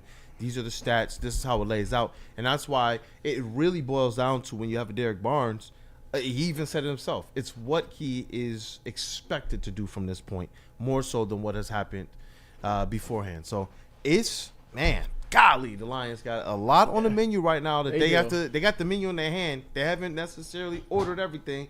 They got a little appetizers. Yes. We're waiting for that main dish. And Derrick Barnes, if you're listening, you actually might. Please make me look like a horse's ass. For real. I promise you that he wants this it on his chin. Hey, yo, he said it.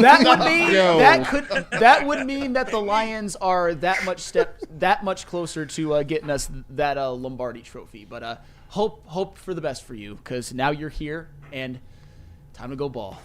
Hey, Godfather Stick walking in the building. JBSmooovv, what friends do we need to say hello to? Is there some merch? I got something about merch. Do we need to double up at all? Merch and jars? Yeah, I double up in merch and jars. Shout out to everyone sending in super chats as well, too. I know we'll get to all of them. Shout out to Shad216. He said, according to the chat, Brad should get rid of all the players that have been injured in the past. Sia Hutch, Branch, Gibbs, Monty, Ragnow, Anzo, Rodrigo, and Aline, which kind of like he's got to be trolling. I think he's trolling. I think he's trolling right now to get flannel. Look at flannel. Don't even do it. No, I won't. just pray to Brad Holmes every night while you hypothetically blow his blow-up doll. And I love Brad Holmes. But you are not beyond reproach at this point. I'm just saying. Stick, how do we get a Brad Holmes blow-up doll on the site? Is that possible? Can we do that? I just always love when Flannel's wearing that green, man. I just always love when I walk in and I get to see him rocking that. Even though I hate the Spartans in some way and their fans, I just love watching Flannel squirm. How many times you gonna put your foot in your mouth, bro? I mean, Jameson Williams jersey. I walk in here every day. You're wearing a fucking Michigan State shirt. Hey, I pay my bets, Stick. It's good content. It just is. Pay my bets. And that one, that's why Flannel's my dog, man. Pays up. Respect. And shout out to JK313. He said, am I behind, but how are y'all not mentioning H. Landry as a possible option? He fit in rotation with MD. Didn't he get signed already? He got signed by the Patriots. Yeah, okay. So, yeah. But I don't blame you because it's really hard to keep up. I've missed some on the air where I'm like, how about this guy? Oh, he's already signed. Damn. So, but Harold Landry is no longer available to the Detroit Lions. I'm salty, says Barnes going to pop up at the studio if he watching. I mean, you know what? He's more than welcome to show up. We've run into him at a couple different events, and then I know Rodrigo just be popping up. Yeah. Okay. Shout out Rodrigo. Hey, we got a chair for him. He can come through. Hey, you know what? Shout out to the chat family, too. Y'all been smashing that like button, and I appreciate you guys, man. If you haven't gotten the opportunity to, smash that like button for the WUW Crew and all the Woodward Sports. Let's go. Let's go. Let me tell you about some merch we got going on. Head over to woodwardsports.com. Click on that shop tab. New designs for you right now. I haven't been on the website yet to check out what we got new up there, but let me tell you about the LFG Red Wings t-shirts and hoodies that we have available for you. And you can't forget about the Tigers as well, too, because that baseball season is starting up very, very soon. So you need to be decked out at Comerica Park with some Woodward Tigers gear as well too. WoodwardSports.com. Just click on that shop tab, and if you want to participate in some cannabis, Jars has you hooked up, because whether you're hitting the game or simply just chilling, Jars Cannabis has you covered. They're home to Michigan's largest line of recreational cannabis products, 27 locations across the state, 9 locations alone in Metro Detroit. And don't fear, because if you live in Grand Rapids, Madison Heights, or Milan, Michigan, stores are popping up very, very soon. But you can always go to their website to check them out as well too, because you know what? I know you want to get high. How do people feel about getting a Planet Fitness membership for $15 a month? How do they like working out in a clean and spacious gym that's filled with equipment for every workout? And how about free fitness training in the judgment-free zone that leaves them feeling energized all day long? Join Planet Fitness today with the free PF app, online or in club, and start getting that big fitness energy for $15 a month. Detroit has the best sports fans in the world. That's why they deserve the best sports coverage in the world. We are the Woodward Sports Network. Stop searching for a vehicle and start finding one. Les Stanford Chevrolet Cadillac makes it easy. We harness the power of multiple dealerships and own the biggest selection of GM brands in the area to get you the car you need. With the Les Stanford Group, you'll have access to 4 different dealerships, providing you with more makes, more models, and more choices. We're connected to more than 1,000 vehicles, and with so many high-quality CPO vehicles available, you'll find new car quality at pre-owned prices. You can start and end your search at lesstanford.com today. Game is won in the trenches, and our big fellas don't mess around. The Woodward Heavyweights on Woodward Sports. At Lady Jane's, we take the trot of getting a haircut. Our talented stylist will deliver an industry-leading haircut, a relaxing scalp massage. My favorite, that hot lather neck shave and a hot towel treatment. Yeah, yo. KG, what up, though, man? That's you, bro. You has. Those are just open 7 days a week. Walk in anytime. Lady Jane's haircuts from It's wicked awesome. Thank you for talking about my jumper like that, too. Yo, thick and wet. And Dr. Pierce. Why is it thick? Not the thick part. I was about to say. I take it back. Attention sports fans. That didn't go how you thought it was going to go. Attention sports fans. Don't miss out on expert sports injury insights with Dr. Jeff Pierce of Michigan Sports and Spine. Join Dr. Pierce every Tuesday on Big The Energy, every Thursday on Ermanni and Edwards, where it's offering top-notch injury advice. Trust the guy that DMAC trusts, because Dr. Jeff Pierce is here to keep you in the game and performing at your best. For more information, visit MichiganSportsandSpine.com or call 248-426-9944. Hey, and we are back. It is Wake Up Woodward, and we appreciate you, chat family, for kicking off the day with the WUW Crew. We got the victory shades on right now because those Detroit Pistons, they did something against the Portland Trailblazers that they've done all season, and that's bounce back. You know, they've taken a loss here, they've taken 2 losses here, they've taken 3 losses here, but they have found a way to realistically keep the expectation, the new expectations, all ahead of them. And they have parlayed this now into being 5.5 games ahead of the next closest team behind them. They have a sure firm hold on that 6th seed as the season is starting to come down to the final stretch. And this West Coast trip was one that we wanted to see at least go 2-2. We thought they had an opportunity to come back above 500. They do go 2-2 over the weekend. They drop a tough one to the Warriors, 115-110. Steph Curry and Kay Cunningham absolutely showed out in that game. But Draymond Green came up big down the stretch, and they lost.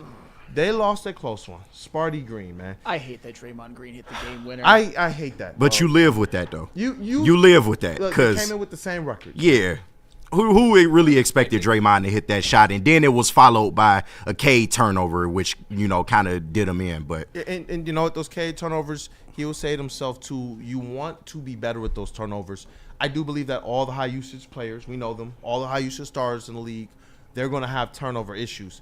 But it's about when they come. Obviously, you want Cade in those fourth quarters to be as decisive a scorer and decisive a facilitator as possible and to tighten up the handles just a little bit. But it's what's going to happen. He's getting blitzed. And this is where I do believe having a Jaden Ivey in the lineup helps a ton because earlier in the season, that's where Jaden Ivey was lunching. They were blitzing Cade, double teaming Cade. They were able to get the ball into Ivey's hands and the downhill action, as well as his ability to hit the three-point shot and the floaters. Everything was running in the form for an Ivey, and that's where in a game against the Warriors is where when the Warriors changed their defense and how they were attacking Cade, which this is going to happen a lot in the playoffs. This is going to happen a lot throughout the rest of his career. This is where I was just thinking that game, like watching it back, man, I wish there was a Jaden Ivey type player out there. But, before we move on to the Trailblazers, man, that Warriors-Pistons game. Yeah, so I feel like I'm kind of on one today. And I'm going to say something that will make a small segment upset, but I think you guys will understand. I don't put any of that Warriors loss on Cade Cunningham whatsoever. I understand that his turnovers were high. I understand that the one when they were down by 2 where he got ripped by Moses Moody, that's not ideal. Don't get me wrong. His turnovers last couple of games have gotten alarmingly high.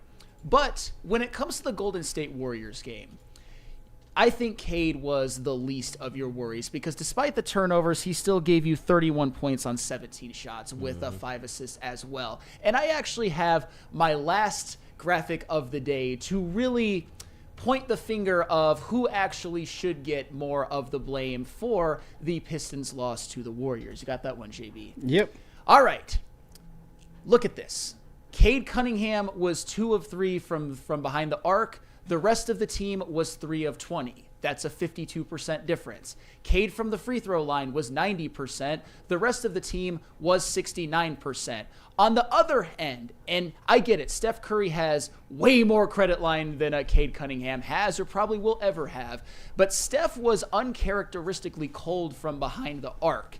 But unlike Cade, his teammates, particularly Draymond Green at the end, picked him up. And I'm not saying that his teammates shot a good percentage from behind the arc because 31% certainly is not. But they did shoot it better than Steph Curry did. So for all of the people doing mini crash outs on the timeline about Cade's turnovers, as I've always said, you gotta look at the whole picture sometimes. This reminded me a little bit too much of a game that he would have last year.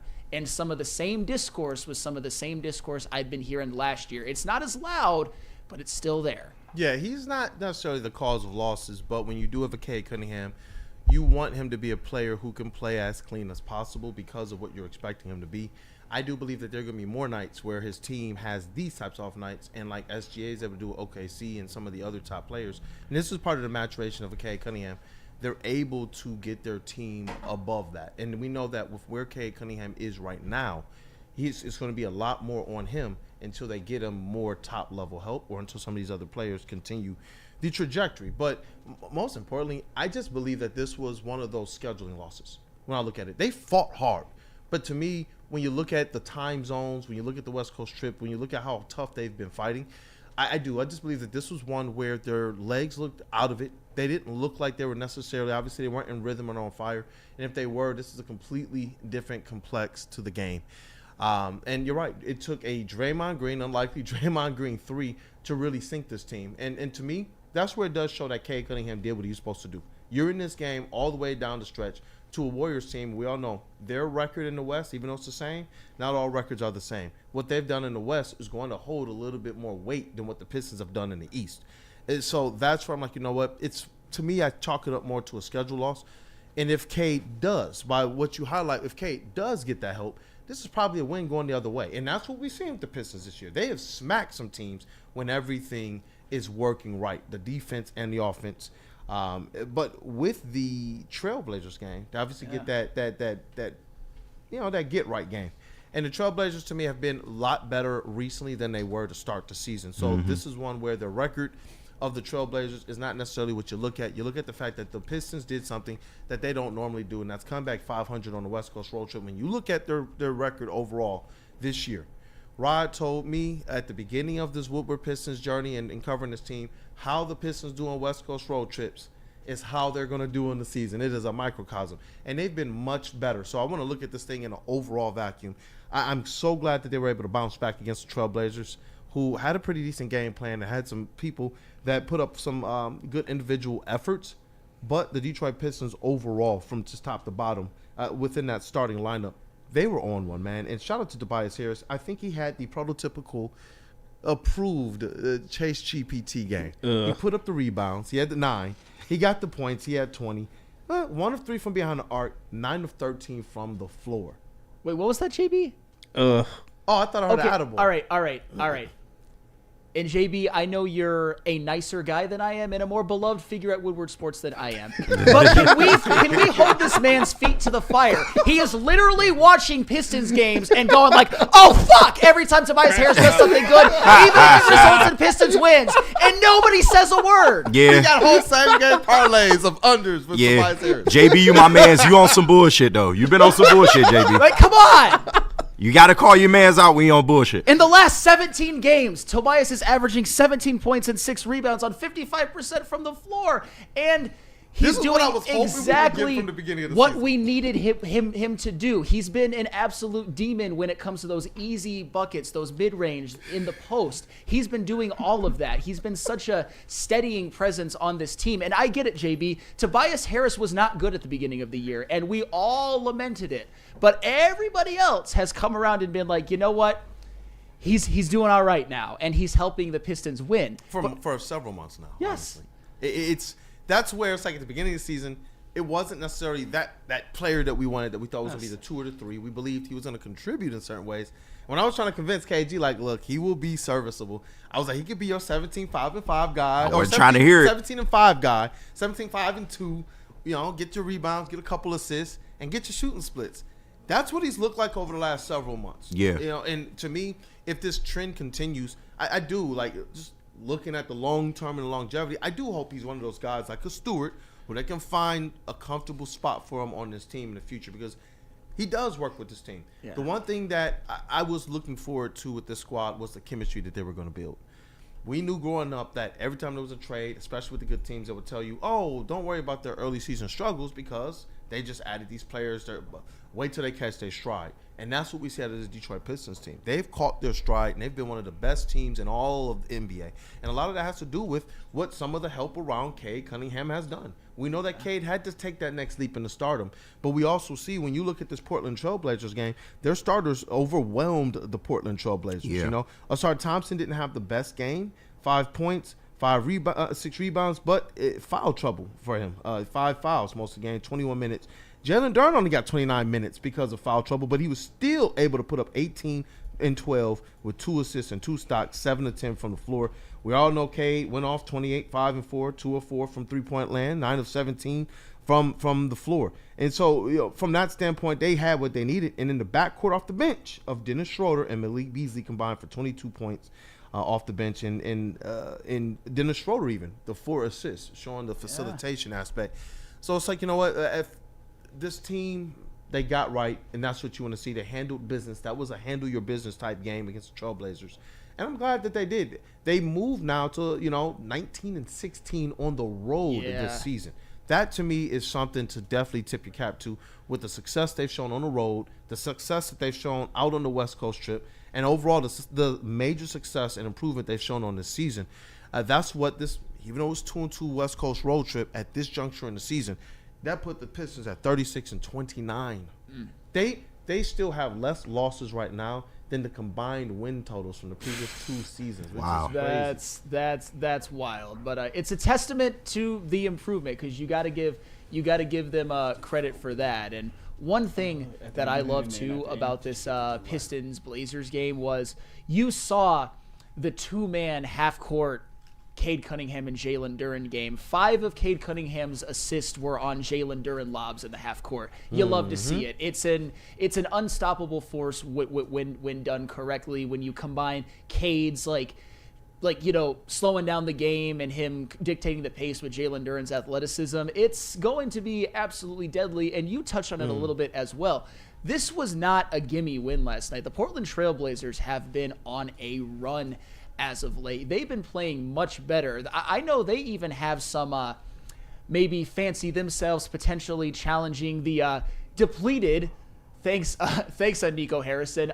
Dallas Mavericks team to maybe even get into the playoffs. So good get-right game. A couple of disappointing losses on this West Coast trip where you feel like you had a chance to win and you didn't. But overall 2-2 on the road, and I believe they're only a half a game back of the Pacers for the 5th seed. Mm-hmm. Yeah. And you know what? And I think that's the best word to use. It's disappointing 2-2, not because you think they failed, but because we see what this team's potential actually is. When we look at what the Red Wings are right now and the Pistons, when we look at Michigan basketball and the Pistons, like the squads that we're really covered these teams all season intently. The Pistons are the ones that are actually coming through on the expectations and then some. They're the ones who, when we reset the expectations, they still maintain that pace. Every single barrier that goes up in front of them, this Pistons team is keeping pace. And that, to me, obviously, you tip the cap to a JB Bickerstaff, who NBA Coach of the Year. I don't care what anybody else will say. That's just me. I think the Pistons have a good chance to sweep those 3 awards that we talk about, MIP, Sixth Man, and the Cotty. That, to me, is definitely going to be JB Bickerstaff this year. And it's because of the fact that this Pistons team has developed an identity in less than one season. They have developed chemistry in less than one season. They have developed a winning attitude and a winning spirit after your two of your worst 3 historical seasons in the franchise's history, man. And so this Pistons team and everything they showed, even though it was 2-2 and we thought they could win 3-1, it's really in contrast to the fact that we know this team has lived up to the new expectations and then some. It's 2-2 while also getting back-to-back home games against the Wizards on the back end of that, them. while the Bucks and the Pacers have cooled off a bit. So that 2-2 West Coast trip, even though it was a little bit disappointing considering our expectations. I mean, Rod Beard wanted them to sweep, but at the same time, this could end up being a really big split for them, especially if, the Pistons take care of business against the Wizards in their next 2 games, like we suspect they will. The Wizards, to borrow a phrase I used last Friday, are ass juice. Yeah, I think the Pistons have a good chance to move up in the standings this week. And just one more tidbit before we get to everybody's favorite segment. The Detroit Pistons are actually closer right now to the New York Knicks, sitting in the 3rd seed. They're 5 games behind the Knicks. They are 5.5 games ahead of the Hawks, who sit just behind them in the play-ins. And so, you know what? This is going to be an interesting run down the end of the season here. I do believe that they're still in play for that 46 wins, but it's going to be an interesting close, man. 36-29. And I'll tell you what, we don't root for injury on Wake Up Woodward, but Jalen Brunson's out a couple weeks. Yeah. I'm just saying, the Knicks, they really need him. And they could sputter a little bit with him out. It wouldn't shock anybody. There's a couple teams that the Detroit Pistons have on the schedule coming up whose players are a little hobbled right now. It was interesting to see the rash from LeBron to Amon Thompson to others who are now out for multiple weeks. Bro, there's only like multiple weeks left in the season. So the Pistons are in a position where they have proven to be able to overcome adversity this year. The loss of Jaden Ivey was huge. Losing Tobias Harris even for some of those games. And earlier in the season, Isaiah Stewart for a game here and there. This team has proven that they can face and meet adversity. And it's going to be an interesting run to end the season. They got a couple, like you said, against the Wizards. And then it's some teams there like the Heat, the Mavericks, the Pelicans twice, the Spurs, right? No Wemby. That's what I'm saying. The Pistons can definitely engorge themselves over this next 10 games. I mean, think about this, just really quick. You got 2 games against Washington. Home versus OKC is going to be tough. But before the season, you would have expected both Miami and Dallas to be a lot more formidable than they currently are. And I think that is an understatement. The Spurs, no Wemby. You love to see that. By the time the Pistons play the Knicks, I'm sure Jalen Brunson will be back, barring a setback. But those are a couple of games coming up.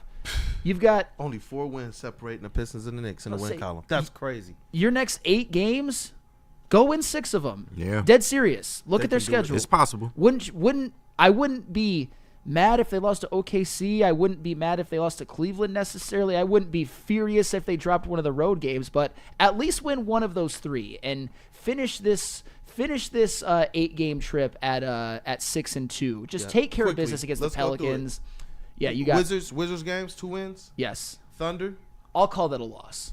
Pelicans win. And they got to win. Yeah. The Heat, character game, but you got to win. It's a win. You got to win, dog. The Mavericks, you got to win. They ain't got nobody. Pelicans, again, you got to win. Spurs, you got to win. Then you got back-to-back Cavs, Timberwolves. Come on. Yeah. I will say this. I could see them potentially splitting with the Pelicans because Zion Williamson is back. But maybe they rest him both games. No, that makes a difference because Zion Williamson loves going off on the Pistons. He is the best draft bust I think we've ever seen because every time I know I get it. I get it. No, every time that man plays, he's amazing. He's great. Yeah. Amazing. But he doesn't play. He doesn't. So calling him a bust might be harsh, but part-time star. No, he's a phenomenal player. It's just that we just got to see him away from New Orleans, man, because he is just not going to give them what they wanted to get out of him this whole time. Once he goes to a different, market, different team, I think we'll see a better Zion Williamson. So I'm not ready to call him a bust just yet, but like you said, he's not on the floor. Hey, look, Thomas. What'd you say again, brother? I said just sneak in some deep dish pizzas whenever he comes to the Pistons locker room. Maybe he doesn't play. Maybe he has an upset stomach. You never know. This guy, JB. Or the chicken tenders. Or chicken tenders. Hey, you know what? The chicken tenders, man. Yes, there you go. Yes, indeed. I got Willie B. I got somebody who understands the struggle. We do. We understand it, man. Burn-ass chicken. I'm getting some chicken tenders this week, Willie B. Oh, same here. Shout out LCA, man. Shout out LCA. And you know what? I see you, Thomas Woodford. Get Kool-Aid some different shades. He looking like Fox and Ray. No How shade. about some buffs? hey, don't Jamie Foxx sing too? Yeah. Get some buffs. But you know what? We had some, and after the draft show, and I think it is time for us to get some more, man. Definitely for the crew. We're gonna do something. I picked one out. We're gonna do something. Oh, it must have. We're gonna do something. But let's double up again, man, and get to everybody's favorite segment before we wrap up the show. This one blew by. Oh, yeah. The whole show, man. Shout out to the chat family as well. Smashing that like button. Let's take this thing as high as we can. So if you guys haven't been able to, definitely hit that like button. Absolutely. We got Buddy's Pizza. Buddy's Pizza. Yep. Buddy's Pizza. And that's where we can get them that deep dish, huh? Deep dish. Buddy's Pizza has been serving the original Detroit-style pizza since 1946. 79 years later, they have 22 locations in the state of Michigan. The fans can still visit where it all began on the corner of 6 Mile and Conant.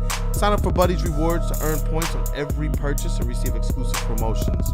Download the Buddy's Pizza mobile app and start earning today. Add some Detroit style to your next meal. Save 10% off your entire order using promo code 10MEAL. That's the numbers 10MEAL. Buddy'sPizza.com. Absolutely. And you know what? I'll tell you about Les Stanford coming up as well. It's the Les Stanford Sign and Drive sale. Get a 2024 Envision for only $239 per month, or try out the 2025 Sierra Crew Cab Elevation for only $249 per month. Don't forget about the 2025 Hummer EV SUV for only $789 per month. $0 security deposit, $0 due at signing, $0 first payment, $0 acquisition fee. Get to Les Stanford today and check out their massive inventory at the Sign and Drive sale. Les Stanford Buick in GMC, LesStanford.com. How do people feel about getting a Planet Fitness membership for $15 a month? How do they like working out in a clean and spacious gym that's filled with equipment for every workout? And how about free fitness training in the judgment-free zone that leaves them feeling energized all day long?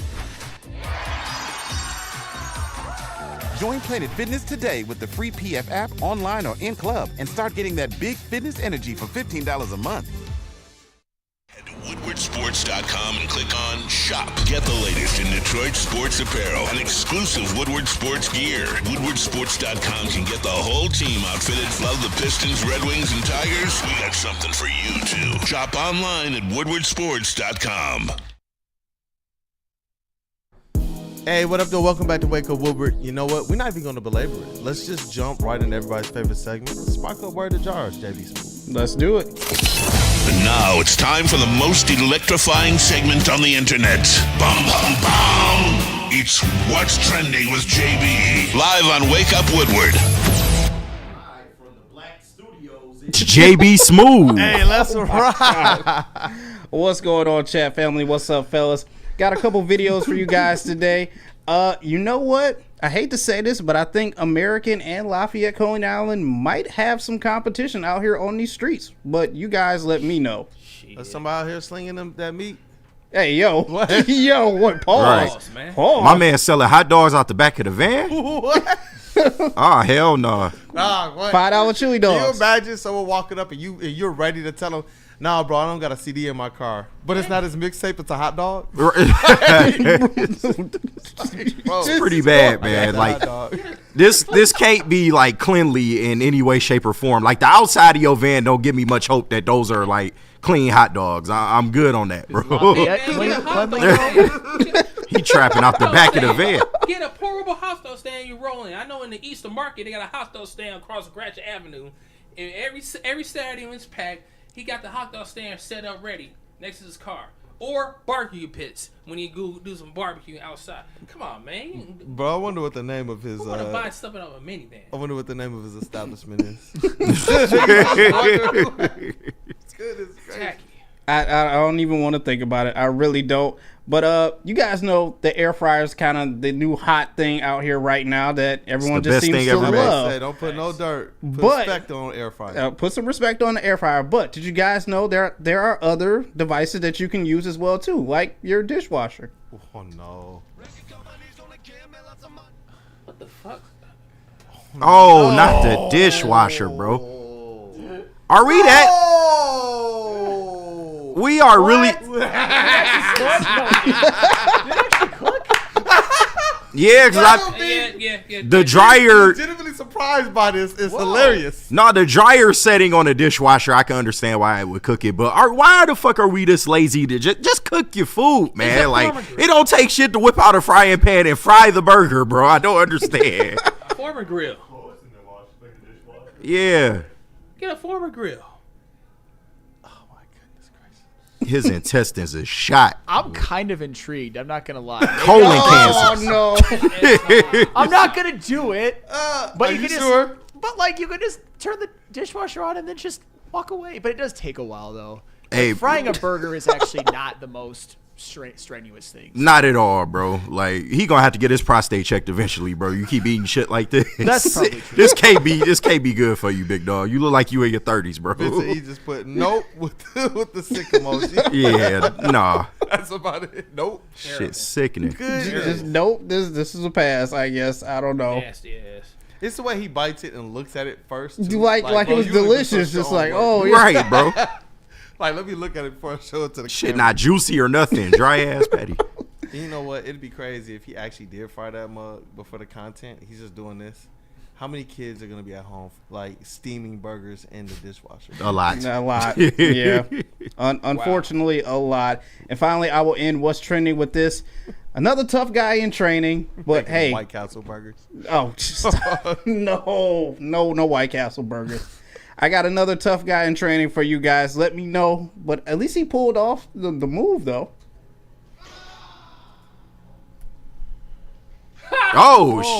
What the fuck? Yeah, he lost all the blood in his upper. Oh, all of it. Nope. Nope. Right. I'm good. Goodness. Damn. Literally took everything he had. I'm not gonna lie. Dude, I'm giving her all she's got, Captain. that's it and done. Chase, you gotta get your doppelganger, bro. Goodness gracious. Yeah. Pow. I had a friend that That's what I did look that like on in my first night. college, man. Was lifting, and he decided I'm going up to like the 60s dumbbells. I'm like, bro, we're not at that weight yet. We're at the 45s right now. Yeah. And he was just like, and I saw his face going out, and I'm glad that we were able to get to him in time. He still, like, the weight still got him right here, and it was blood everywhere. But Damn. where it was leading, we were like, bro, he's about to smash his face. And we all rushed over and made sure, like, you know, tragedy was Right. avoided. Yeah. But goodness Jesus gracious, it was crazy Christ, seeing man. somebody literally like struggling with everything, and you see them like literally losing it. And it was just like, goodness gracious, bro. Yeah, shout out Tommy K in the chat. I might swerve him in that corner. Whoa, whoa. No, You stupid for that, man. Wow, guys man. are crazy. Like, swerve it to- You guys are crazy. Let's hop into some mailbag while we got some time. That's it for what's trending. Oh my goodness, man. Goodness, I see Mike G. Kool-Aid presses 85s, I bet. Man, you know what? We're going to have to get some content in the gym one day. Some gym content just now? In there, man. Just in there. Planet Fitness. It was funny. We did the Judgment Free Zone read, and then we talked about Derrick Barnes right after that. Yeah. There was some judgment there. Hey, you know what? Get in a couple of these questions, and we will wrap up the show in a couple minutes. And I see one here from Bitcom51. Shout out to Feldman, Chevrolet of Novi, the sponsor of our mailbag segment and our communications in general. He says, with the price of these DNs, this is from Bitcom51, where they are teams going to go to the F them picks mode and move up in the draft and get them instead of trying to get one in free agency? I mean, it's an interesting question because you guys have profiled already a lot of some options for them, maybe at the bottom of the first round. I mean, having a superstar edge rusher on a rookie contract is going. I mean, it's a bargain right now. Like, I know that Hutch is going to probably get extended, but another year, this is fourth season.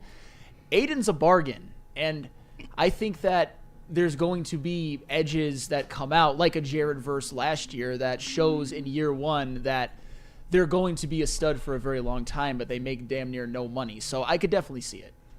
Yeah, no, I totally agree. And this is why Brad Holmes told y'all, like, trying to trade for an edge in this market is not the easiest thing to do, because if you have one, even if you're a losing franchise, you don't want to let guys like that out the building. This is why you saw Cleveland reach in their pocket and give Myles Garrett $40 million a year. But I think that, it's primarily the bigger names getting that big money. There's still plenty of other options out there for teams like us that want to make an impact in that market. So I'm not really worried about it. Yeah, definitely. And here's another one. Big Dan Davis, Feldman Mailbag. Who are your top three free agent edge guys you'd like to see Brad Holmes bring in? And even if you don't have top three, just if there are any names out there, whether it is the draft, whether it is potential trade like a Trey Hendrickson, or if there's a player out there that you would like them to sign, whether it's on the defensive line or kind of that outside linebacker that also helps with a little bit of the rush. And I'm even going to include ones that I think are far-fetched. Number one option, of course, is trade for Trey Hendrickson, even if you have to extend him. Number two, Khalil Mack. Number three, probably Chase Young.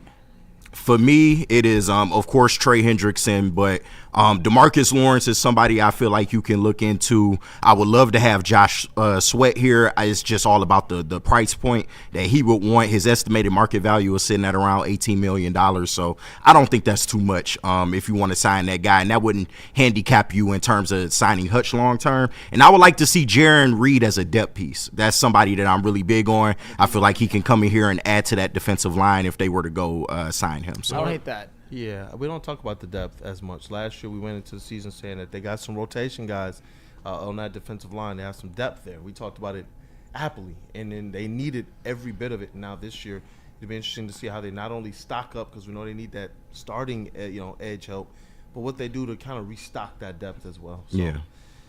Man, one more for our Woodward ringside tag team. Feldman Mailbag from Dante151, KG and JB. Match of the night from the AEW Revolution. Mine is Tony Storm versus Mariah May. Well, I'm sure it was, because every time they get together and link up, it's always a classic. I didn't get a chance to watch Revolution. I was going to do it today, but JB, did you see it? Oh, yeah, I definitely watched Revolution. They probably should have just called it Blood and Guts, because there was just blood everywhere. You knew it was going to happen, man. I definitely knew it was going to happen. I like the Tony Storm and Mariah May match, but if I got to pick one other night, it's the steel cage with Fletcher and Ospreay. Like, that just got out of hands real quick. But shout out to AEW Revolution. They gave you one hell of a show last night. Was on till at least around like 12:30 yesterday, which is crazy. You know what? One more here. Mike G.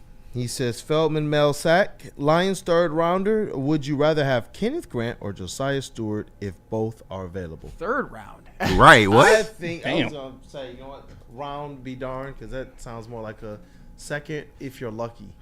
Well, Mike G, I've got some for you. To quote the great Radio from the movie Radio, Cuba Gooding Jr.'s character, I want both. Right. Where's my pie? I'm kidding. But, right. No, I think that Mason Graham will probably go within the top 15. Kenneth Grant could fall. But I would love to have either one of those guys in the building, of course, but I doubt they'll be available at 28, either one of them. But Kenneth, you have to be seen. Kenneth Grant at 28, Josiah Stewart at 60, let a man dream. I don't think Kenneth Grant will be available, but that would I would do backflips. We know off the table. this though. Brad Holmes is not afraid to trade up for a player that he wants. Especially remember that when the Terran Arnold reports came out, that they were going to aggressively pursue getting TA. And so if they do see the need for edge help, which he has stated, then I am hoping that if one of those players are there, that they go up and they get one of them. I know one of them that in the comments, especially in the profiles we've done, Landon Jackson has been the name, along with the Josiah Stewart, that have been probably the most common that I've heard from a lot of our responses. So yeah, if they find a way to land one of those players, I'd definitely be ecstatic. And I think they have opportunity to land a couple of these players without even having to say F them picks. Yeah, I mean, if they don't make the Trey Hendrickson deal realistically, I can almost guarantee that he's trading up in the first round to go get a guy. But that's you guys, especially as our ball knowers, I lean on this stuff. That's where you guys lean first. See what you can do with the picks to get a Trey Hendrickson, and then beyond there, obviously, it's a decent to good draft for defensive edge, defensive line help. Even if you trade for Trey Hendrickson, you can still go out probably in the first round and get somebody, but the draft is still available to you if you were to make a deal like that. So I think you can do both. Yeah, it's going to be interesting. All I know is some people thought I was being way too critical of Brad Holmes earlier, but I will say this.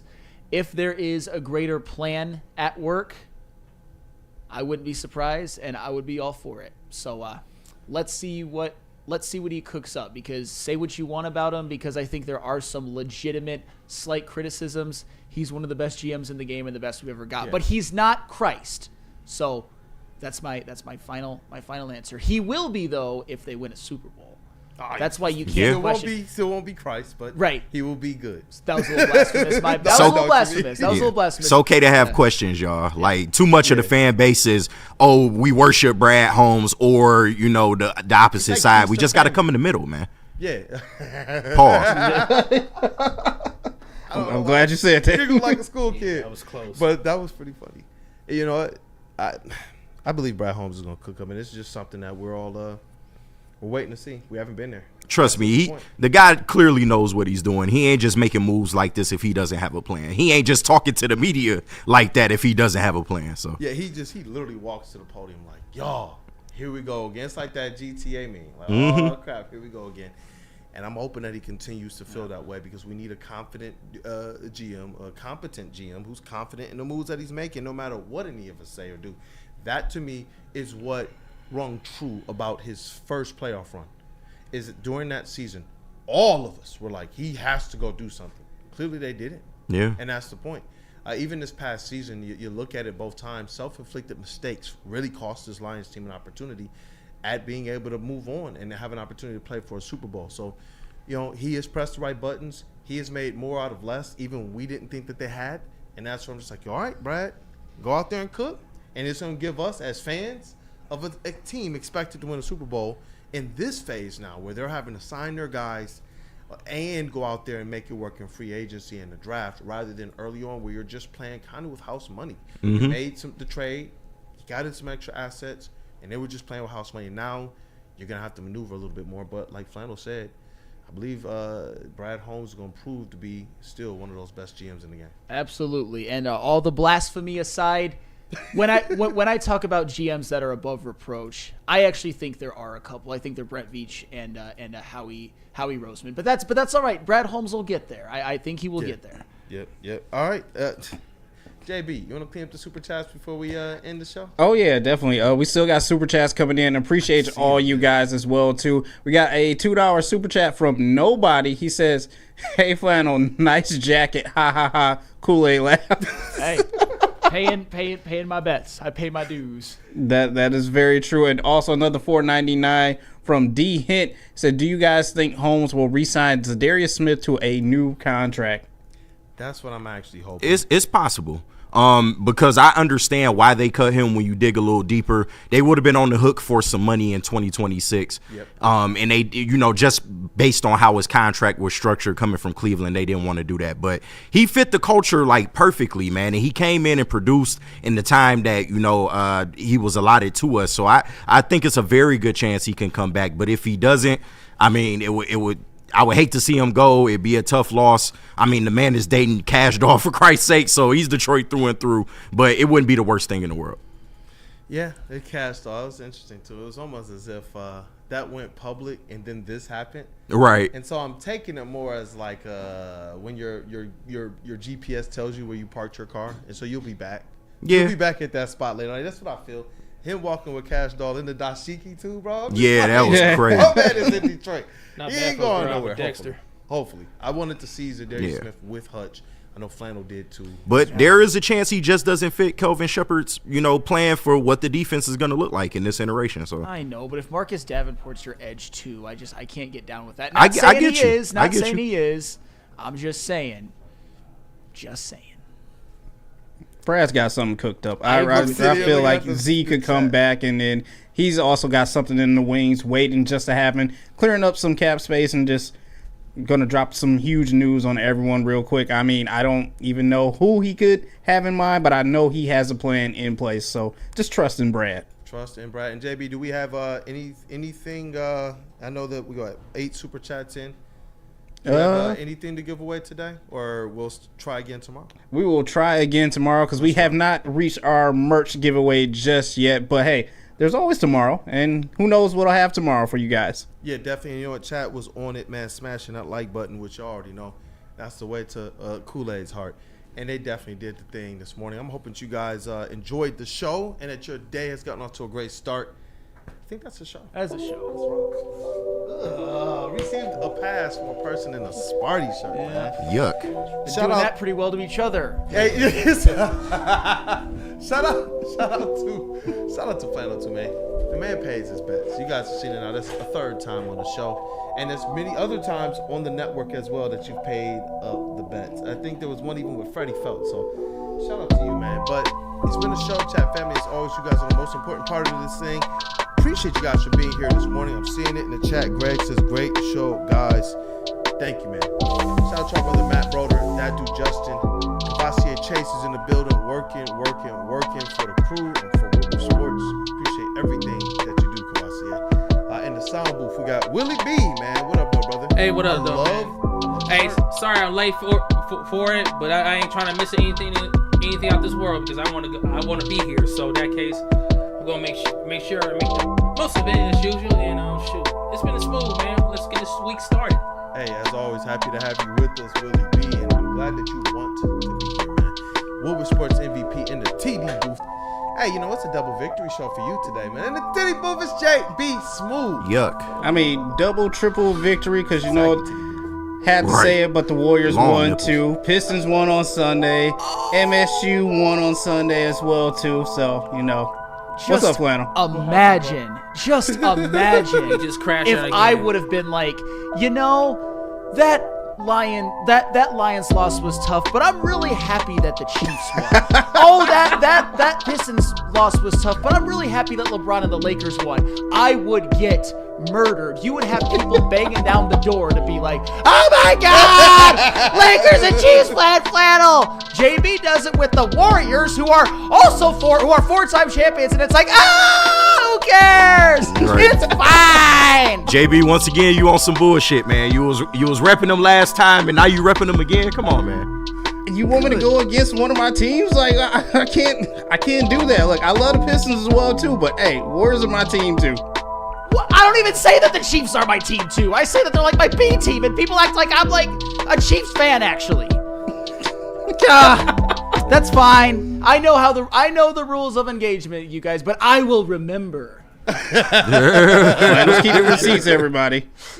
What's Flannel's line? Good luck. Oh man, Shout had out a couple moments today. Shout out. It's got to be the green. And that's not It is Sports that fucking That's green. Spartan I think the Take green's that shit affecting off. you. It's okay. WUW Sports #1 draft pick, Detroit's #1 draft pick, WUW Sports Rookie of the Year, and going for MVP. That is KG, aka Black Hollywood. Hey, y'all know what it is, man. Shout out to everybody that tapped in with us. 500 strong. Appreciate y'all, man. Appreciate the super chats, and shout out to my team. Love y'all. Let's keep it rolling. Keep it rolling. Hey, you know what? Flannel Sam, the vet of the squad, the vet of the network, Red Wings correspondent, Go Blue lover, despite the current predicament, and all sports, man. What up, though, brother? Great show today. And a couple meltdowns. Yeah, Wings, Just a couple. Wings got a big win tonight at Ottawa. Really would be nice if they'd win that one, although my confidence level is fleeting. We can hope. Yes. to talk about them and the Tigers a little bit more, especially as we close to that opening day. Guys, stay tapped in. We will have giveaways, passes, so you guys can party with us at opening day. Hey, it's your boy Brandon Day, aka Detroit Kool-Aid. You've been in the Pistons reporting writer for the network. Thank you guys for choosing to kick off the day with the crew, man. We love you guys, man. Straight up. Have a great day. Just don't wake up.